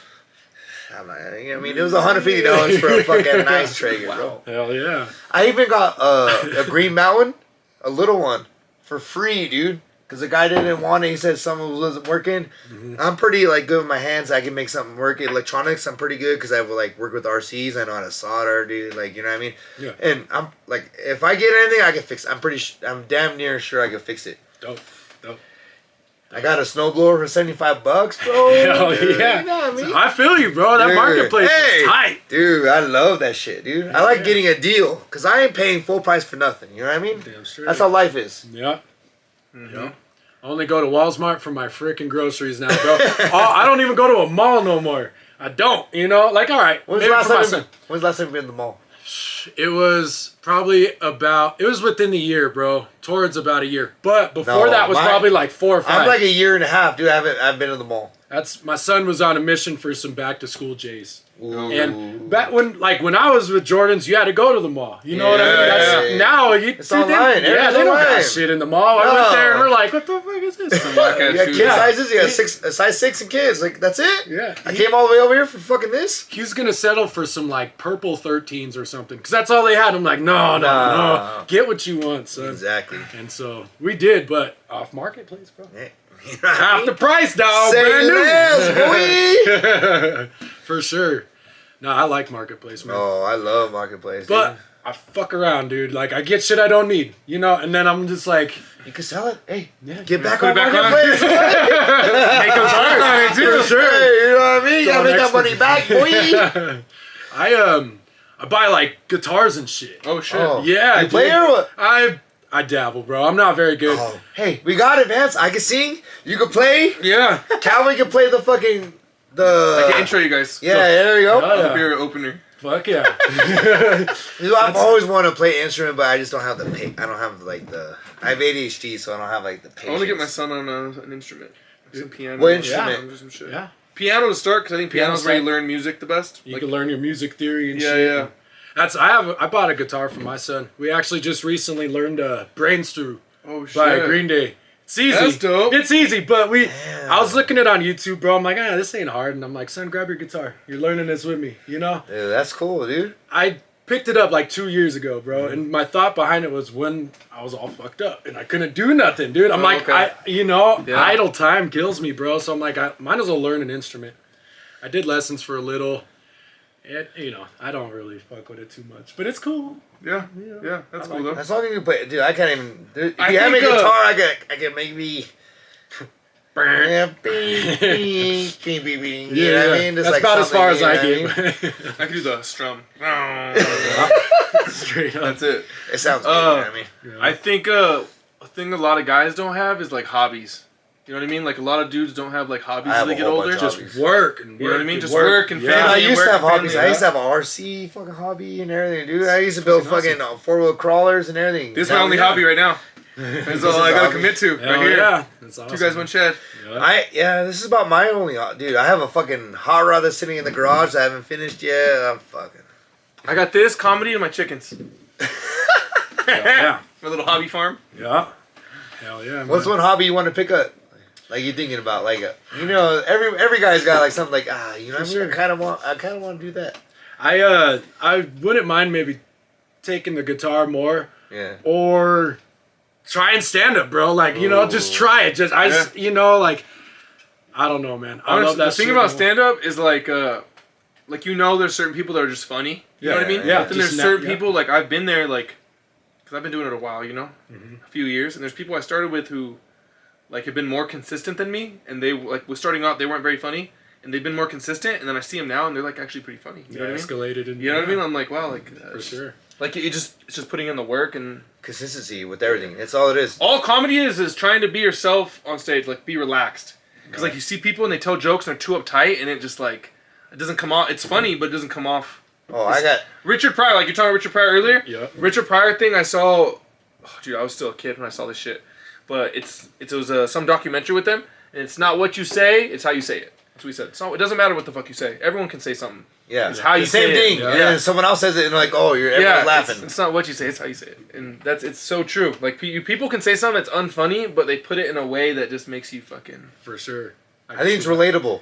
If they make it relatable, then it's funny. That's the kind of funny I like. I like people going up there and telling stories. Yeah. Like stories about their life, like something that happened on the day, or with their family, with their kids, or like with their wife. That shit's funny to me. Yeah. You know what I mean? Like it's cool that people ranting about shit, but I think like people just telling stories. That's why I love. That's why I love National Lampoon Christmas, dude. That's my favorite. I watched that. What's your favorite? What's your favorite? What's your favorite Christmas movie? Hands down. All right. Calvin, you go first. Elf. Elf? Elf is good. Yeah. Elf is good. I would say all time favorite. Bad Santa. Ooh, okay. Bad Santa. Mine's National Lampoon's Christmas, dude. That fucking shit. That is good, dude. Bro, Yeah. it's still funny. Chevy Chase is still the man, bro. funny, dude. Chevy Chase Chevy is Chase fucking is funny. hilarious, dude. Yeah. I fucking love Bad Santa, dude. Yeah, That's that just vulgar and just dirty, raunchy, and Just fucking mean. So mean. I heard that new movie. What's his name from fucking Stranger Things? I don't know. It's like Violent Santa. Yeah. Harper. Yeah. Oh, I heard everyone's been saying that movie's fucking like it's the best. They said it's the best Christmas movie Really? in Really? like 10 years. About. In 10 years, they said that it's like the best Christmas movie in 10 years or something like that, dude. I've been thinking about watching the Will Ferrell and Ryan Reynolds one. Isn't it it's like a musical or some shit? Have you seen it? No, I'm talking about Spirited. Nah, I haven't heard Ryan it. Reynolds. That's a good It's on lineup, though. Netflix. I mean, That's a it's good Ryan lineup. Reynolds, Saying, fucking- like, that should Yeah. be funny. Yeah. If What about I get, that? If I could be Ryan Reynolds for one day, you know what I mean? Hell yeah. You just beat off all day or what? I just look at myself and beat off. To the mirror? Yeah. Look at myself and shit. just in a mirror, just fucking, Talking God, about That's Ryan Reynolds. fucking funny, dude. Take some. I seen they Melatonin. redid the mean one or whatever, the Grinch, and it's supposed to be a Oh. horror. I haven't seen it. It looks dumb. I haven't seen that. It looks dumb, but Do you guys believe in Krampus or mean what? Krampus is crazy in the fucking Euro age, dude. Fucking, Really? if you be bad, Krampus is coming. It's cleaning the your ass devil, out. dude. Who's coming for Yeah. you, boy? Nah, I don't know. My family's been on the Santa Claus. My son loves the Santa Claus movies. Was that the Tim, Tim Allen? Allen? Yep. Yeah. Classic. And then they Those have are a good. new show on Disney Plus. Been watching them every fucking week. Classic. But it's cool. It's Tim Allen. You know what I mean? It's like, Yeah. always loved his comedy. So. Hell yeah. Tim Allen's always been good. Home Improvement. Dude, it's so funny because like all the elves are like little kids.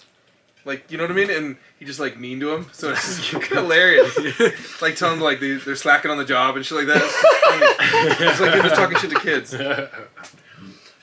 That's for sure, man. That's My son asked to watch it, and he's like, "Can we watch the Santa Claus where he falls off the roof?" 'Cause that's how it starts. Yeah. He like falls off the roof, he becomes Santa. hell yeah. Bad. This is crazy how like kids become more aware every time. Like, you know what I mean? Every year, Easton becomes more comprehensive of like what's going on, and like, you know what I mean? Like, Easton used to hate Santa, dude. When we went to Bass Pro, he sat on Santa's lap, told him what he wanted, everything, dude. He used to we have the picture last year of them crying, screaming. Yeah, I've seen that. Yeah. I got in here and he showed me where the elf was. Yeah, She was telling me where the Elf elf on the was. And I was Shelf. like, cool. You do Elf on the Shelf or what?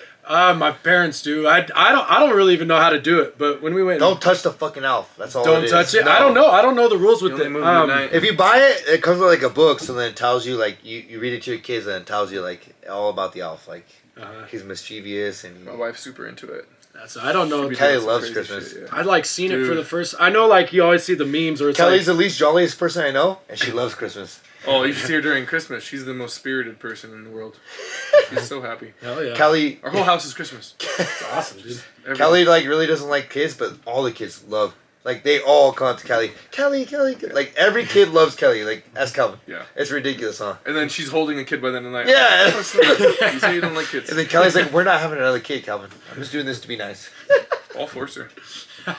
Calvin wants like 10 kids. You want any more kids? Yeah, I do, man. I just don't want any more baby mamas, dude. You know? Like, if I meet a chick and, you know, do the long-term thing, yeah, absolutely. I'd like to have a couple more. Yeah. But no more baby mamas for me, brother. Yeah. Nope. But the one ruined you, huh? No, it's not. It's not that bad now. But I don't like the split house. Yeah. You know, like when he was younger, man, it was like every other weekend type of shit. Like, it was just tough. It was hard. Yeah. It was hard seeing him every day to being told every other weekend or every weekend. Like, that's rough. And when I don't have my son is when, oh, let's go to the bar, or that's you know, that's when like you're trying to make yourself still better, but when he's not there, and like, that's really hard. Like, that'd be really hard. And I'm just chilling and shit. Like, you know, like, it's easy to kind of. It's hard to chill without him. Yeah, for sure. It's like easy to put yourself in a situation or something, or go out and like all the shit we were talking about. When I have my son, man, we'll go out, but it's different vibes. David Buster's or you know, shit like that. Yeah. Boondocks, like, I'm cool with that. Or just chill at home and get smacked at Call of Duty by my son, you know? He's crazy at that. Isn't the coolest thing with your kids is like you get to be a kid again a little bit? For sure. You know what I mean? 100%. Enjoy all that shit. Yeah. I remember around like 5-6 years old, like a Star Wars came out, and we took our lightsabers. We were having fucking lightsaber wars in the theater, you know, where it's just shining in the dark. Yeah. Like, just feeling like a kid again, bro. Exactly. Love it, man. Yeah. For sure. And that's the hard thing, like, men, I think they say men are immature because of that. It's hard being a man. And feeling that way feels good, you know what I mean? Being immature, it feels good. It's cool, man, and it feels like how you were when you have no problems, you don't have we don't have any responsibilities, for a little you know what I mean? Yeah. That's for a split second, you don't have no responsibilities, just having fun. Yeah. And that's what men strive for. I don't know what women strive for, you know what I mean? Like, I'm not saying, like, because I'm not a woman, but, like, I really do think it's hard being the dad, you know what I mean? I think it's really hard being the dad. For sure. Especially them, like, younger years and shit, too, you know? Like, now that he's getting older, dude, like, he lives with me a majority of the time. Like you said, just being a kid again, dude. We go fucking play football or video games, or if we want to go, you know, watch that Grinch movie, that new one that's coming out or some shit. Dude, it's cool. Like, I love that shit. I love that. Like, younger me would have just wanted to go to the bar and party and stuff. Yeah. So that's where I find my happiness, man. Yeah. No, that doesn't suck. It doesn't suck, bro. That's good for you, dude. That's good. Mm-hmm. That's really good, dude. So I'm getting there now. Like, you could ask my wife, dude. I'm fucking immature as fuck still. Like, you know what I mean? Like, I'm very. And my drinking's bad and everything, but like now I feel like I don't even want to, like, sometimes it just hurts too much now to get all fucked up. Yeah. Fuck. I remember I used to. That's my new. We could go episode 1. Episode 1, dude. I was fucking. Episode 1, 2. When we were Doug, I was throwing up, but like, I don't even want to do that anymore. Like, it doesn't feel good anymore. It doesn't. Yeah, that shit sucks for sure. What about resolutions? You guys got any resolutions coming up? Ooh, damn, man. Go ahead, Chris. Yeah. What do you got? I know you've been thinking about it right here. Cal?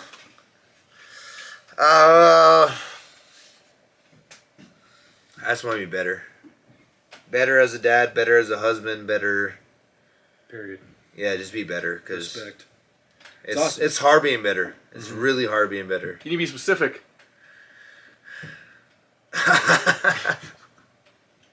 I'm not that good at my wife sometimes, you know what I mean? I wouldn't be honest, like, I'm not that good. Like, it's hard. I'm selfish. I'm very selfish.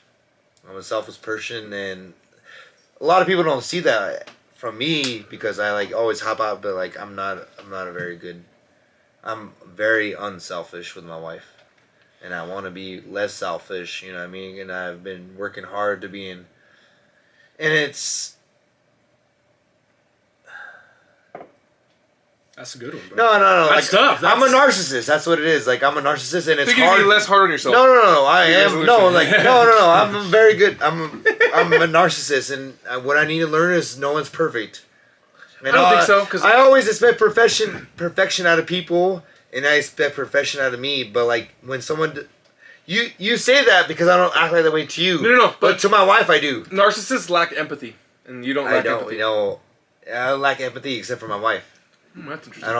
I don't give her no empathy. I don't know why. I don't know what it is, dude. It's really hard on a relationship because I can't fucking. It's a good one. Sometimes I can't show the empathy to her that I show to everybody else. Sounds like you need to take some more mushrooms, man. No. Heavy dose. The ayahuasca. Nah, maybe. I mean, it has helped me the times we did it because you have to do it like it's been over a year at least. Wanting something out of it, but I don't know. I'm just trying to be better and just trying to be a better person, and it's hard. It's really hard because I'm selfish with her and nobody else, and it's really hard. Oh. And no one else sees it. That's the sad part. No one else sees it. But her, yeah. That's the hard part. And I don't know why I'm that way, and I hate being that way. I fucking hate it. I see myself afterwards, like, why the fuck do you act this way? I don't understand. Like, I gotta put myself in the position right then and there, and I've been working on myself by, like, telling myself, no one's perfect, you're not perfect, and if something happens, it's okay. Because I've always, like, with Melissa, I've always been like, what the fuck, like, why are you driving this way, or why are you doing it this way, or no one's perfect, so that's why I gotta tell my... You're hard on her because you're hard on yourself. Yeah, probably. I feel that. I see that. How about you, Vance? Do you have anything more cheerful than fucking with sorry, man. Fuck, man. Sorry, you know what I mean? No, that's good, and that's good you acknowledge it, bro. No, like, it's hard to fucking... Yeah. No, it is good. No, I don't drink much, bro, but I catch myself drinking a lot more often, especially I don't train as much as I did. I try not to, maybe like a beer or so throughout the week, but on the weekend sometimes, like, I could get pretty faded till I go to bed or something, you know, and just drink to go to bed. You're doing better than me, dude. I wish I could only drink one beer a week. But it consumes me, like, and I'm sure everyone that kind of like the struggle, and the next day is fucked off, like. And you don't do nothing. You just don't do nothing. You're just worthless. And Exactly. So definitely chill on drinking. I kind of started tonight's a special occasion. So I'm drinking with you fellas, but I'm trying to chill back a little bit. Ask with me right now. That's pretty good. Yeah, this is really good for me right now. Yeah, and I feel good. Like I used to feel like I just need to just like get fucked up, and because people don't like me if I'm not fucked up. That's one. Yeah, I got a lot of problems, bro. I do, bro. I know I have problems, bro. No, man. We all got problems, bro. And smoking weed too, dude. I love smoking weed. If anyone that went to high school with me, that was probably the first thing they'd say about me is that fucker smokes so much weed. I don't smoke weed, dude. And that's, I've chilled out a lot. Like, my thing's the dabs, dude. I don't even smoke flower no more. If I smoke, I'd fucking... When you smoke, I want to get fucked up. Yeah, exactly, dude. I got a big-ass percolator bong and fucking ripping dabs. And, I'll try and do like 1 to 2 a day and limit myself at that. Or else I'll smoke all fucking day. I'd go to the MMA gym stoned and go grapple with fools stoned. See, it's kind of like, it's a vice that you have. Yeah.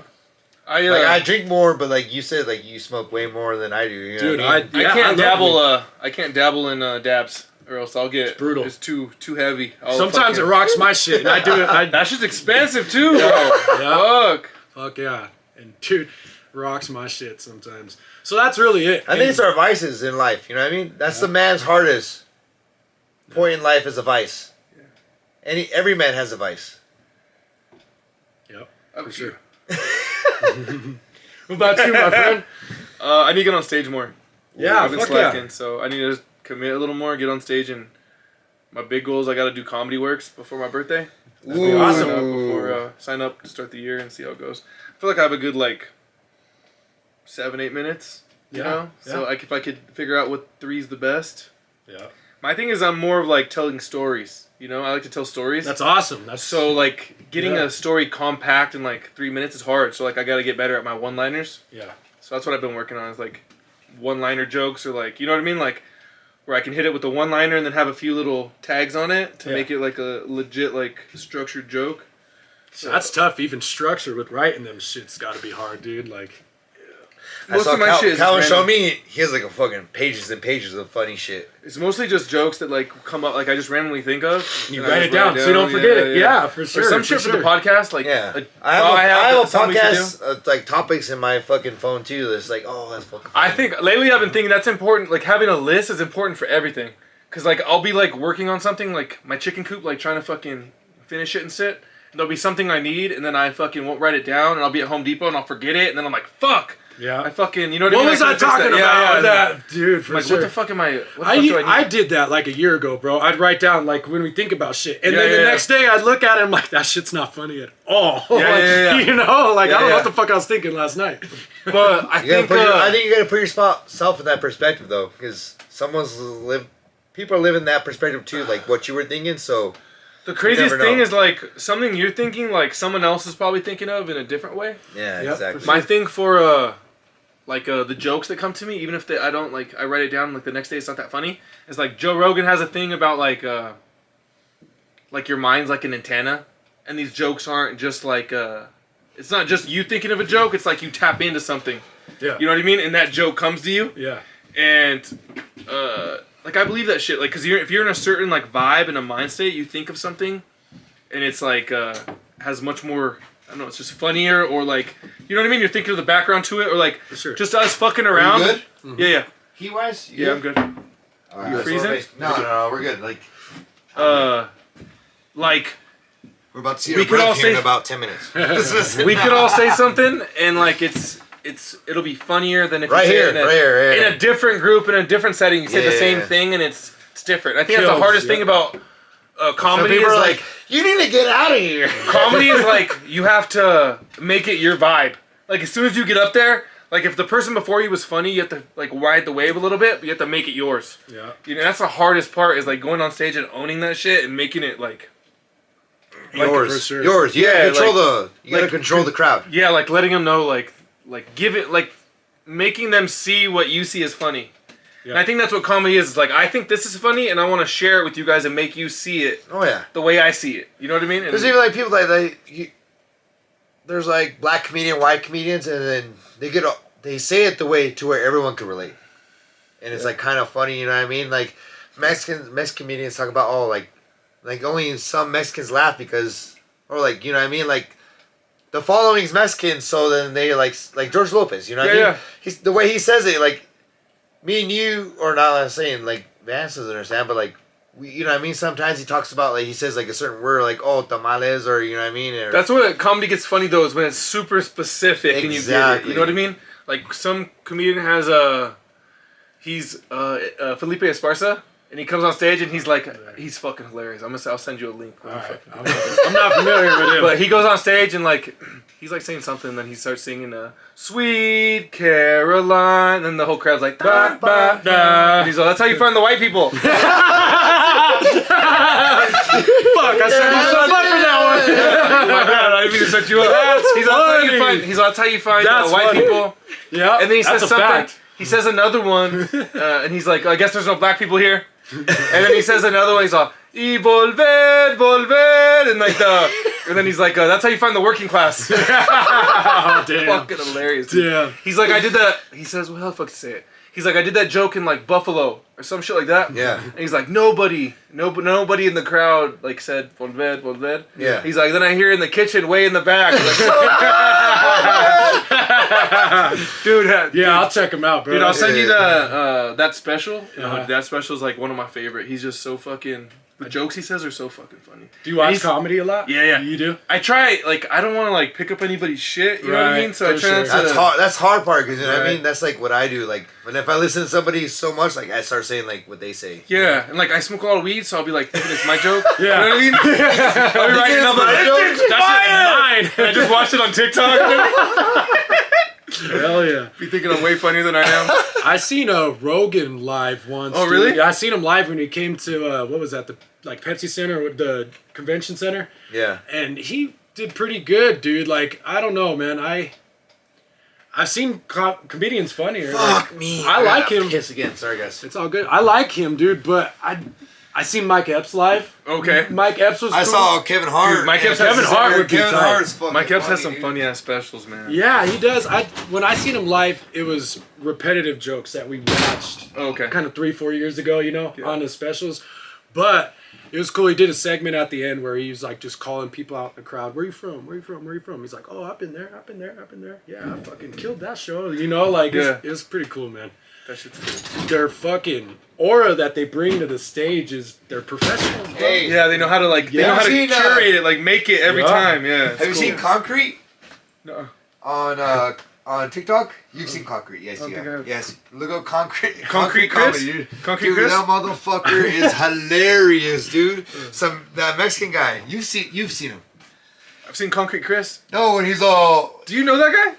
No. Concrete Chris? And he tells you how to do concrete? I don't know. He's our friend on Two Guys One Shit on TikTok. Oh no shit! I always Concrete like Chris, shit. shout I out! always like his shit. Shout out! But we went to look up Concrete though. We went to a Concrete Comedy, dude. That Chris guy's Rock. Fucking. Remember we went to Chris Rock? Yeah. And it was funny. Like he did a great job, killed it. But Ali Wong came on before him. She destroyed the fucking crowd, fucking dude. Murdered it, dude. She was pregnant good. too, huh? No, that was right before she got pregnant. Then she did her pregnant comedy special. Oh yeah. Like that was like literally like maybe 2 or 3 days before she got pregnant. It was a few days after I met her. Dude, look up Concrete real quick. Concrete Comedy on TikTok, dude. That guy is fuck. You've seen him before, Calvin. I know you've seen him before. If you haven't, then you don't watch no comedy on fucking TikTok, way. So I gotta get a TikTok. That one right there. Or what? That one right here, dude. This guy? Yes. Watch you. Oh fuck. Turn up. Pause it real quick. Mando Fun Size Vargas.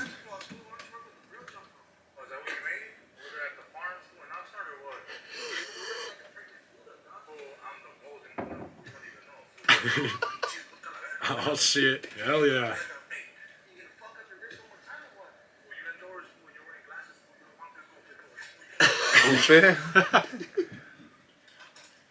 So he's just wearing the fucking cup thing, and that's it. Fuck yeah. I thought you had the short ones. That's fun.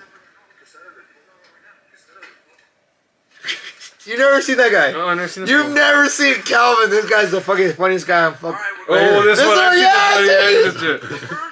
Who we gonna sacrifice? ¿Por qué, güey? Sacrifice Chewy, fool. That fool hasn't invented shit, bro. That fool, all he does is eat blueberries in his hut, dog. He's not even a hunter ni a gatherer. No, espérate, güey. Sacrifice me. It's not gonna rain because of me. Écheselo a los jaguares. A la chingada con los jaguares, fool. What I'm saying is that we gotta wait at least 2 more weeks. Right now, everybody, let's just get the peaches. And let's make our way to the pyramids, fool. Let's just make our way to the pyramids. Everybody, come on, gather up. Everybody, just come on and gather up. Dude, that guy's fucking hilarious, Calvin. He puts on some bangers, bro. He is funny. I've seen a couple of those. No, the Aztec ones, the Aztec warrior ones, hilarious, dude. Or that little kid with his dad. Hasbullah?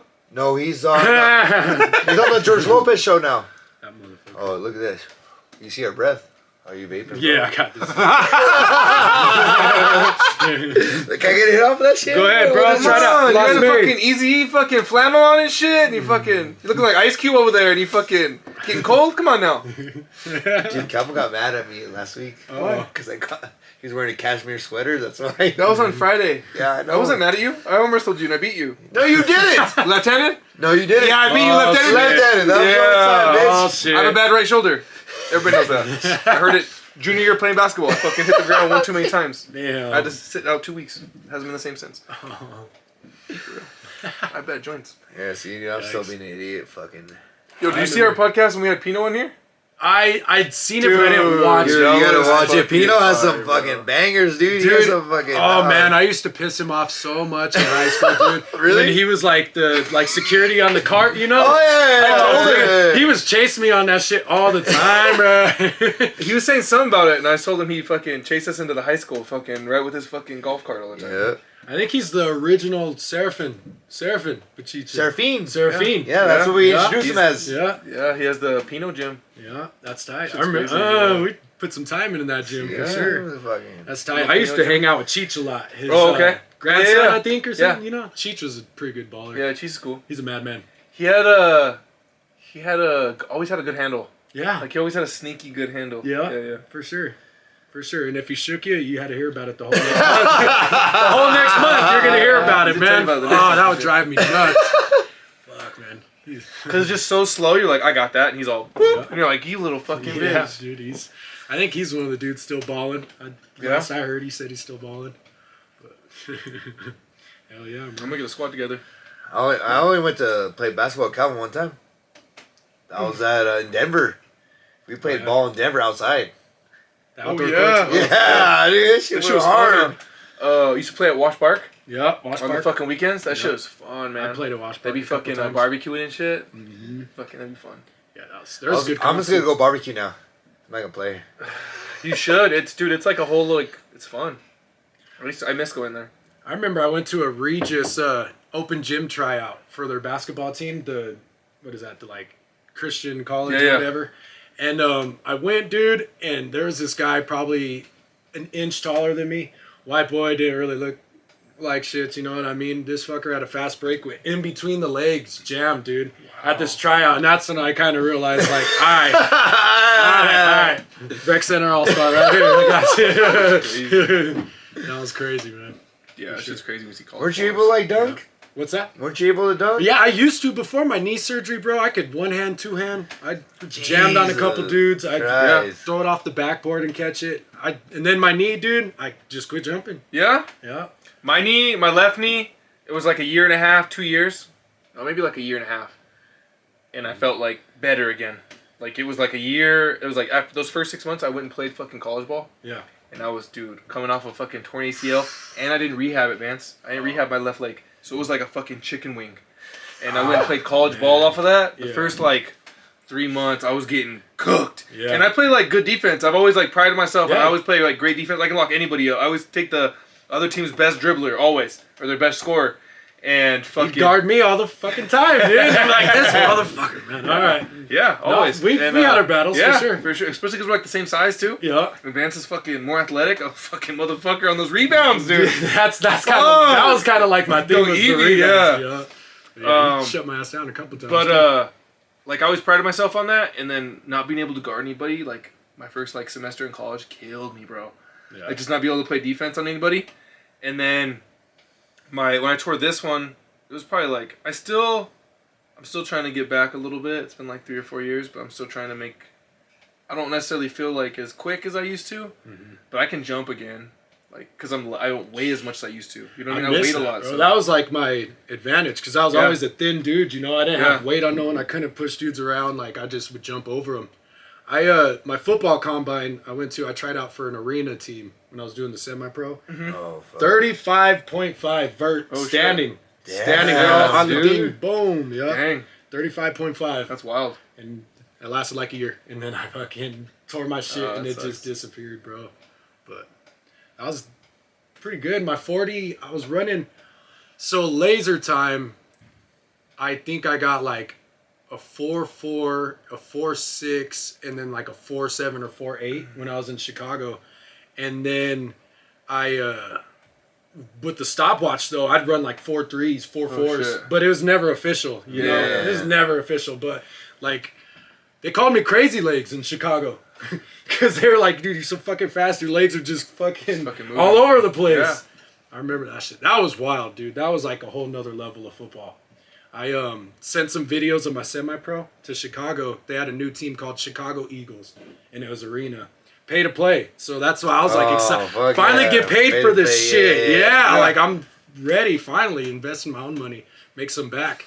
Went out to their tryout, and I feel like I did all right. I feel like I didn't stand out. You know what I mean? There was the level dude, there was linebackers, fucking 6'3", 200-something pounds, running as fast as I was. So it was just, people were showing up with their agents or managers or whatever, and they just sit there, look all pulled up at their suitcase while they're doing their thing. There was dudes from back when they were the Washington Redskins. I was battling one of their corners that got cut. Third screen, he got cut, so he's just looking somewhere to get paid to play. Yeah. And fuck, man, that was tough, dude. They invited me back out there, but the money offer just wasn't enough, and I wasn't able to bring my son.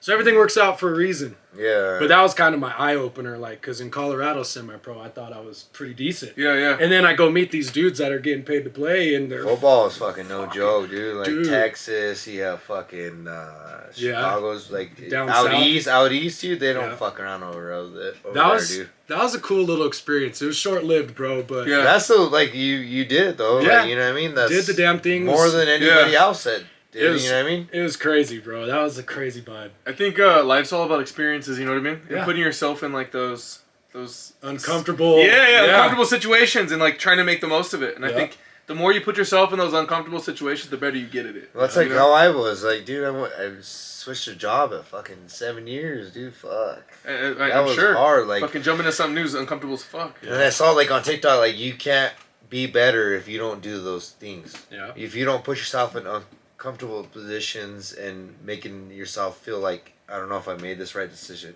Yeah.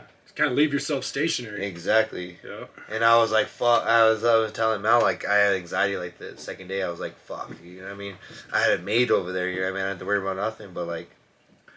What I think a lot is like when we would go cliff diving.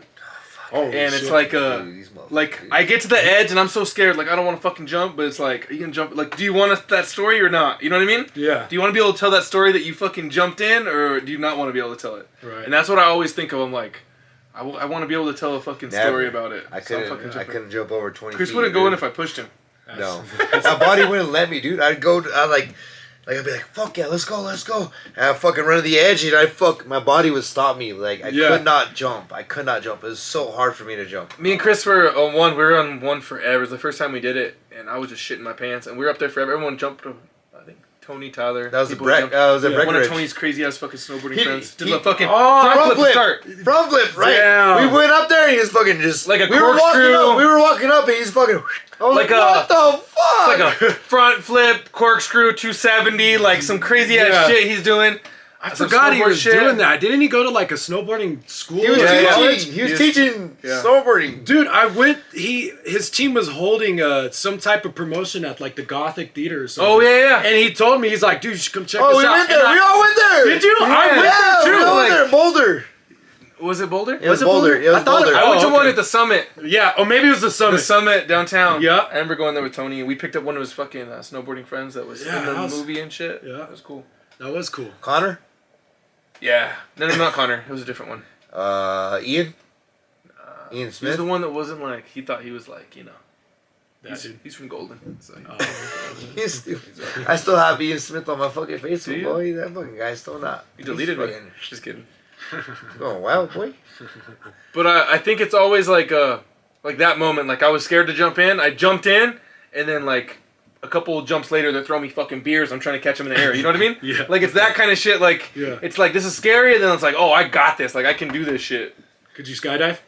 I've always wanted to, but now that I have a kid, it kind of makes me more nervous. Yeah. But the people are such like professionals that I would want to do it. I'm not afraid of heights. I'm not afraid of heights. I could be fucking 50 That's stories. my thing, dude. 50 stories hanging off a building, be fine. Yeah. Fuck. But if I'm jumping off, fuck no! I am not doing that shit, boy. And then we got done cliff diving that time, and we talk. A cop pulls up like later on, and we're talking to him. You're like, yeah, five kids died last week. No, I'm like, God damn! He didn't say that. He said like one person dies every summer or something like that. Yeah. Diving in. That would have been me. But it's probably been the person that died. Fucked up. You know what I mean? You dive in, you lose your air, and then fucking you can't fucking figure it out. That's crazy, man. We saw a girl because there's like levels to this shit. It was like by Breckenridge, so it's like a 60-footer, and there's like a 30-footer, and then another one's like 10, 15. And we're going off the 30-footer. We're like chilling there. That's where everyone's kind of hanging out. Some girl goes, but she runs and she has shoes on, and she gets towards the end and just boom, front flip in 30 feet down, like right next to the fucking rock. She falls. We run over to the corner, look over, and she like barely pops up.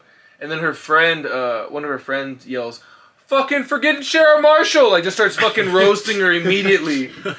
And she's that's a good one. But she landed like by a bunch of rocks and shit. It was good. Made me scary. I remember watching some GoPro video on YouTube where some homies fucking cliff jumping and shit, and he has his GoPro, and he goes into the water, bro, and all the bubbles are coming up and shit, and as soon as the bubbles clear, there's a giant fucking shark, dude. There, bro. No. Right there, man. And it's just swimming, like, comes up to him and then just bounces out. But I couldn't even imagine, bro. How scary that was my nightmare as a kid. I remember being in just open water, dude. Fuck a shark. And it's a catfish, dude. You guys see those catfish, dude? Those catfish are huge nowadays. They'll swallow you they'll swallow you whole. I remember it was always like the same dream, bro. And it would swim towards me all quick, open its mouth, and boom, I'd wake up. Oh, that's scary, bro. All right, we're good. I've never had a shark dream before. That shit's fucking terrible. Dude, as a kid, that was the only one that fucked me up. You been in the ocean a whole bunch of times or no? A couple times, bro, but not really. I remember my mom got stung by a dead jellyfish once. Oh, yeah? She started, like, flopping in the water all crazy. I thought she was getting bit by a shark. Oh, shit. I think I peed on her leg. Really? Yeah, I think I did as a kid to, like, help with the fucking... Yeah, that's how you get rid of it. Yeah. And she was so desperate, dude, and there was no, like, lifeguards, and she was just in pain. So, if I remember correctly, I tried peeing on her leg, and I was probably my son's age, 10, 11. Yeah. My mom has a story about that, too. Like, she was at the beach, and she got fucking stung on her leg, and someone had to pee on her. Fuck that shit, dude. Open water crazy how that's what kills it, though. Right? Like, did that help her? I don't think remember? so. No? I don't think so, if I remember correctly. She was still hurting, dude. And it was a dead jellyfish. She said she grabbed it and just, oh no. Oh, because it was flicked on it her. off. Because it was on her, and then yeah, it like just like drifted up on her leg where we were like waist deep. Yeah, yeah. Not too. Oh, and it was dead, and it still got her ass, dude. My family, we go to South Padre every year. There was like maybe 3 or 4 years ago. And there was like a shit ton of dead jellyfish just washing up on the fucking. There was like a bunch on the shore, like just dead ones. Kids fucking with them and shit. Nope. Made me nervous. I don't know. Nope. Made me nervous. I threw it back. A stick. Yeah. Wait for someone else to get caught get up somebody on. up. Yeah. I remember we went deep sea fishing, and my uncle caught a blowfish, and the dude like reeled it up, and like we couldn't keep it, you know. Yeah. Just not a fish we can keep, but he blew it up. It was like all skinny. He got it all big. Then he threw it back out, and he's like, "Don't worry, when it lands, it they know how to like lose their air." So he throws it, and it ends up on its back. And we're passing by it, and that fucker ain't turning over. He's just like, that fish is just stuck, bro. Until we go out of sight, and the fish is still like, she's like, it turned over. I was like, that motherfucker did not turn over. That fish is dead. Done blew up his lungs, bro. Gave him a concussion. He's all fucking, like when you fucking hit a fish, and it's all fucked up. So dazed? Yeah. It took till like last year taking my son fishing to finally help him get a catch, bro. Oh yeah, we would go all the time. Yeah, dude, because we'd always go, man. We'd never catch shit. And I'm not like super into fishing. That's the worst part. Is I mean, you go don't get anything. The worst. And I just Google random spots. You know, I didn't really know. I don't know the secret spots. You know, and we went. And one time we went to one. I Googled, and we're fucking grabbing bass like this, dude. Thick motherfuckers, having the time of our life. And we left, and it was like a conservatory. Oh shit! No fishing allowed, bro. We're just over here ripping, dude. We're sitting on the deck. My son's loving it. There's so many. Yeah, dude, and we didn't keep none. We were doing catch and release, but we could have, dude. Like they were fucking massive. And I was like, all right, well that makes sense because this is what fishing should be like for me. Like this is the type of fishing I like. That's fun. Yeah, but then we went back one more time, and that's when it was like, conservatory, no fishing, we'll be fine. Shit. All those signs weren't there before, so maybe we were, because we had people watching us, like asking us questions about our fishing pole and shit. Like, what are you guys doing? Yeah. Are you guys fishing with corn? Yeah. There's illegal to fish with. There's like a website in Colorado. I didn't know that. There's a website you can look up, and it shows you like when all the ponds get stocked and shit. So you can know when they're fresh. Hell yeah. My cousin told me about it. I'm a fucking shitty Zach? fisher. Yeah, my cousin Yeah, Zach. I'm about to go ice fishing with Zach, bro. He went this weekend. I know. He sent me a whole bunch of pictures. Did he? He sent me a video, He said he used to get some big ass ones. Yeah, he got a whole bunch of rainbows, dude. They're like fucking this big. I was like, I want to get some walleye and some fucking... He said he's coming down this week for Christmas, so he's going to try to look. I told him to bring me a fucking salmon. You get some crazy ass fucking big ass salmon up there. He lives in Gunnison. Oh, yeah. So up there, Blue Mesa, they have all kinds of fucking fishing. I've never been ice fishing, dude. Never. He wants me to go with him. I'm like, fuck that sounds horrible. It wasn't. You have no bibs or nothing, huh? It's cold. I got bibs, dude. I'm fucking be ready to go. I got that heater. Heater with the tent. You drill your holes. You just chill. Boy. My grandpa, I remember I was a kid. Football? I fucking pissed in one of his holes he drilled. Oh no. And yeah, I thought that's what you did when you had to go. There ain't no bathroom. I guess you could just walk outside and just piss on the ice like a regular human would, right? But I'm just like, it's warm. I'm fucking kid. I'm like, well, it looks legit. And I did, and he was so mad at me, bro. Oh, he sealed it up, that's why, huh? Yeah, fucking throw it back down straight. He's over here with a spoon, fucking fucking piss is freaking.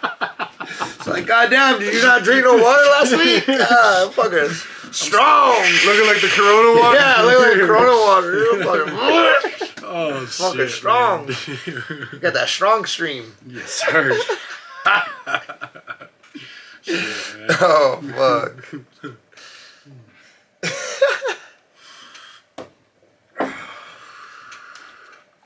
It's pretty bomb, though, I must say, bro. You like it? Fuck yeah, it's not bad. Yeah, I'd rather it taste like this than the regular Corona. Corona. Corona's nasty, dude. I think it tastes 10 times better like this, to be honest. It's good. No, it does taste like Dr. Pepper. It's really weird, like cherry Dr. Pepper. Yeah, it does, for sure. What's your drink of choice then? Well, like wherever you go, like what's like you're like, I gotta have one of these no matter what. You know what I mean? Blue Moon with the orange Yeah. peel. Gross! Off the tap. That shit nasty. I love that shit. That must be a Weddle beer or something. But I love that dude, shit. I try to like that shit. I try to like it, and I cannot drink that shit, dude. I cannot. I I tried. had a Blue Oh, I Moon love phase it. for a while. I fucking love it, dude. Or like, I guess when I used to go downtown and party a lot, I love the Vegas bombs. Ooh. Hey, So- green tea shot. Never tried it. Green tea. We used to Oh, drink you a lot never of tried Adios green tea? motherfuckers. Nope. I've done the pickle shots or whatever. Yeah. What are Scorpion? those? Was scorpion in them? No. Scorpion shots? no. Scorpion shots are good. Whoa. Just retro room pickle shots, bro. No, retro room, but yes, for scorpion Scorpions. shots, they put a scorpion shot in Really? the pickle. It's a scorpion Damn. You gotta eat the scorpion? that's been soaked in Those tequila. little make more tanginess. I Yeah. I You tried be it. all twisted, boy. What's that? The bottle, like the tequila with the worm in the bottom? You guys Ooh, ever yeah. tried that? Mezcal, that's just nasty. I've never eaten the Mezcal. worm. I've never eaten the worm, but I've seen other people do it. Does it really make you trip? Oh, that's just nasty, dude. You just get fucked up? No, you can't even drink a shot, dude. Like, I've drank a shot and it's thrown up. And, like, I don't want to touch that ever again. I used to drink it in high school. That's all we had. Mondo would, we had no liquor. Mom was like, I got some mezcal at my house. No, mom. That was like he'd have like homemade shit. You know what I mean? Like Yeah. he's bringing over gallons. Some Like, moonshine? like water bottle, like Some water Bruno? gallons. Some Pruno? Basically. Damn. Hey, Brandon says he's gonna come on again, and I'll put the I'll make a toilet back here. We make some Pruno, bro. It takes only. He says it only takes 5 days to What's make that, Pruno. the moonshine? Like the in jail In and the shit? toilet, bro. Yeah, Yeah, that's my boy, Brandon. Some wine, some jailhouse wine. I haven't been to jail much, bro, but I was 18 and I had to go for a few days. You been in jail? Yeah, unfortunately. I was a kid, dude. I was a little fucker. And I went, and when they put me in my, like, little pod or whatever, Yeah. it was for a few days, bro. Nothing crazy. What's a but few days? Like 4 or 5. That's still longer than. I think it was like 4 and then, or 5, and then I got out at like 4 in the morning. But anyways, when they put me in, right when they put me in that room, they were cracking down because they caught people doing the orange peels Oh, and shit. making Make their a own. Pruno, Yeah, dude. yeah, Make a dude. Pruno, Yeah, dude. I was like, what the fuck is going on here, man? They just had us all. Bro, spread your cheeks. You have fucking orange peel up in there or what? Let me see that orange peel, boy. Nah, that was wild. That's when I realized that that's not the place for me. For sure. For sure. For real. And that was Figured my out goal real to quick. Where'd you never go? back there. Where'd you go? Fucking Adams, dude. Adams. I've been to Right the here? Adams. Right here down the road? I think I had I had like a probation violation for smoking weed. Back when it did was you? still illegal, you know? Yeah. It wasn't legal, and I was on probation for some dumb petty shit. And I just couldn't put the weed down. And so they were just like, okay. We're at a strip club for a wedding, a bachelor party. Nice. And people start slapping the strippers on asses. So then we're like trying to bounce, but they call the cops. So we're in this party bus. I'm like trying to calm everyone down, like get everyone going, because I think I'm like in charge and shit. You know, I'm not too faded. And something happens with a cop, and then cops come on, kick everybody off. Shit gets crazy. Blake's on the cop car, fucking yelling at the police and shit. I'm fucking yelling at Blake to shut up. They handcuff all of us, and then they like start taking our names and shit, which they shouldn't have handcuffed me in the first place. I wasn't doing shit. But then they find out I have a totally non-violent crime warrant for speeding. Yeah. Failure to appear. Uh-huh. I didn't appear, fucking like a dummy. I'm like 21, 22, you know? Yeah. And I thought I sent a fucking ticket and I completely forgot. But I have to go to jail, and then I have to go to the drunk tank first. Yeah. And then I see like my friends on the other ones, like with the little fucking window, just fucking like losing their shit. Yeah. I think one of my boys is next door, just like pounding on the fucking thing the whole night. Then they're taking me out to like do my prints and shit, and someone says that they're saying like someone shit themselves inside the fucking inside one of the junk tanks. I'm just dying. And then they take me to Adams, and then I get in my cell, and I go pass out right away. I go top bunk, and then in the morning, first thing, my cellie's like, "You Mexican or you whatever?" I was like, "Yeah, I'm Mexican." And he's like, "You Mexican or you Chicano?" I was like, "Chicano." I was like, "I was born here." He's like, "All right, you Chicano." And like he was cool though. Like he just let me know, like, you know, the rules. Then he had to take a shit, and I had to fucking I had to stand guard in front of his cell. Hell yeah. But my fucking phone shit wouldn't work. So like I couldn't call anyone to let them know where I'm at to get me out. You know what I mean? You nuts. I told Tony first. Like Tony's like, "I got you, don't worry." But you know what I mean? That was like a few hours ago. I don't fucking know what's going on. And then, but my cellie let me use his. Just met the guy. Like just never met him. He lets me use his money that he has on his fucking card to call and shit. You know what I mean? Like I can't pay him back. No. You know what I mean? I'm trying to get the fuck out. But he let me. He like hooked me up because I was in the cell. And then he's like, "Hey, I hooked you up, so I gotta take a shit now. You gotta fucking make sure no one. You gotta stand watch for it. Make sure no one comes in." I was like, "I got you, bro." Hell yeah. Standing like a fucking security guard, like a bouncer. Bouncer. Someone walks over, I just shook him. Nah, dog. Nah. You gotta Occupied. Occupado, wey. Ocupado. Man, Ocupado. I remember a buddy of mine from Brighton. I don't know if I should name drop him because no name drops. You know I won't name drop him. But I can beep it if you need me to. We you guys know who he is. But we went to his bachelor party and what was the name? Calvin can bleep it. No, I don't want to bleep it out. You can tell us after. All right. And don't forget. we went on a bachelor party, bro, and we went and had our dinner. Like we were eating like crab and shit. It was all good. Go downtown. We get downtown at like 9 o'clock, bro. The first fucking bar we go to, we fucking.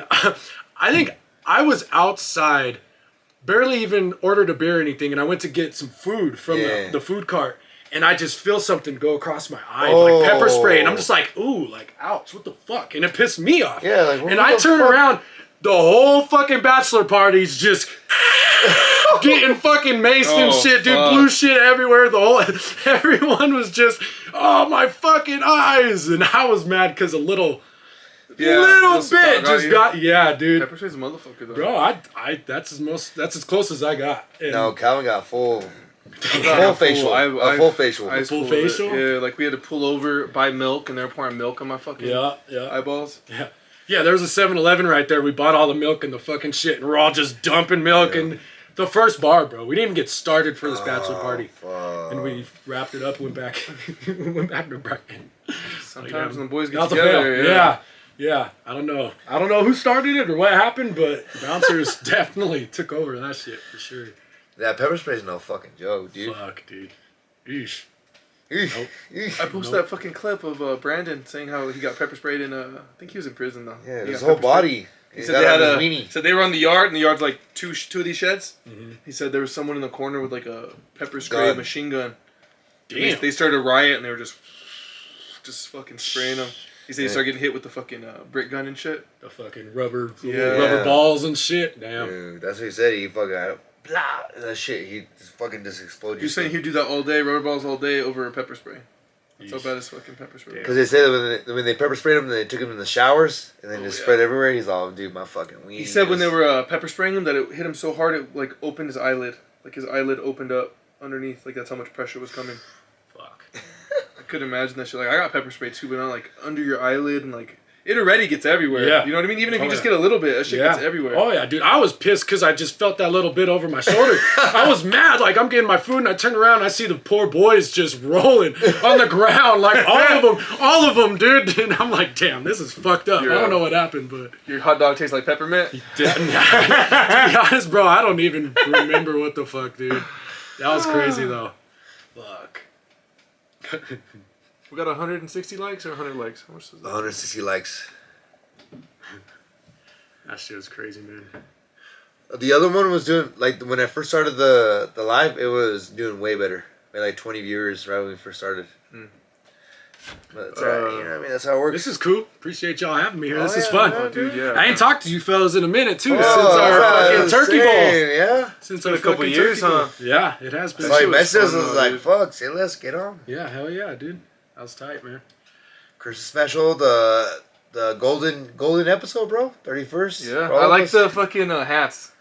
Hell yeah. Hell yeah, Christmas special. Calvin bought a hat for me, but it was pretty cheap, so I had to find one in the fucking basement. You know, what I Same mean? price as Vance's. I don't know. Chris Yeah, I Mitchell's don't a bougie understand. bitch. Lou. That's the Lou. I'll pay you back. I'll pay you back, Calvin. What was it? 327. 350, bitch. Ooh, 349. Okay, sorry. Yeah, you saw the price tag. You cut it off. So